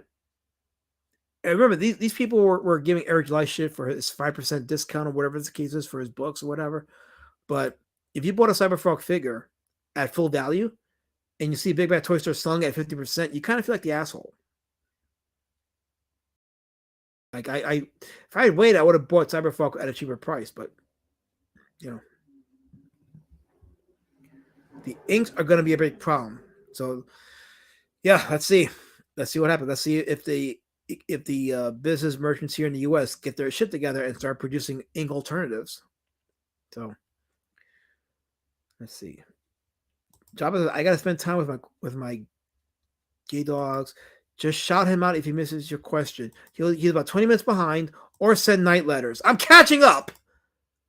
Did my parents accept that you're? I am not, sir. I am not. I like the clam. I like clam. So you lose.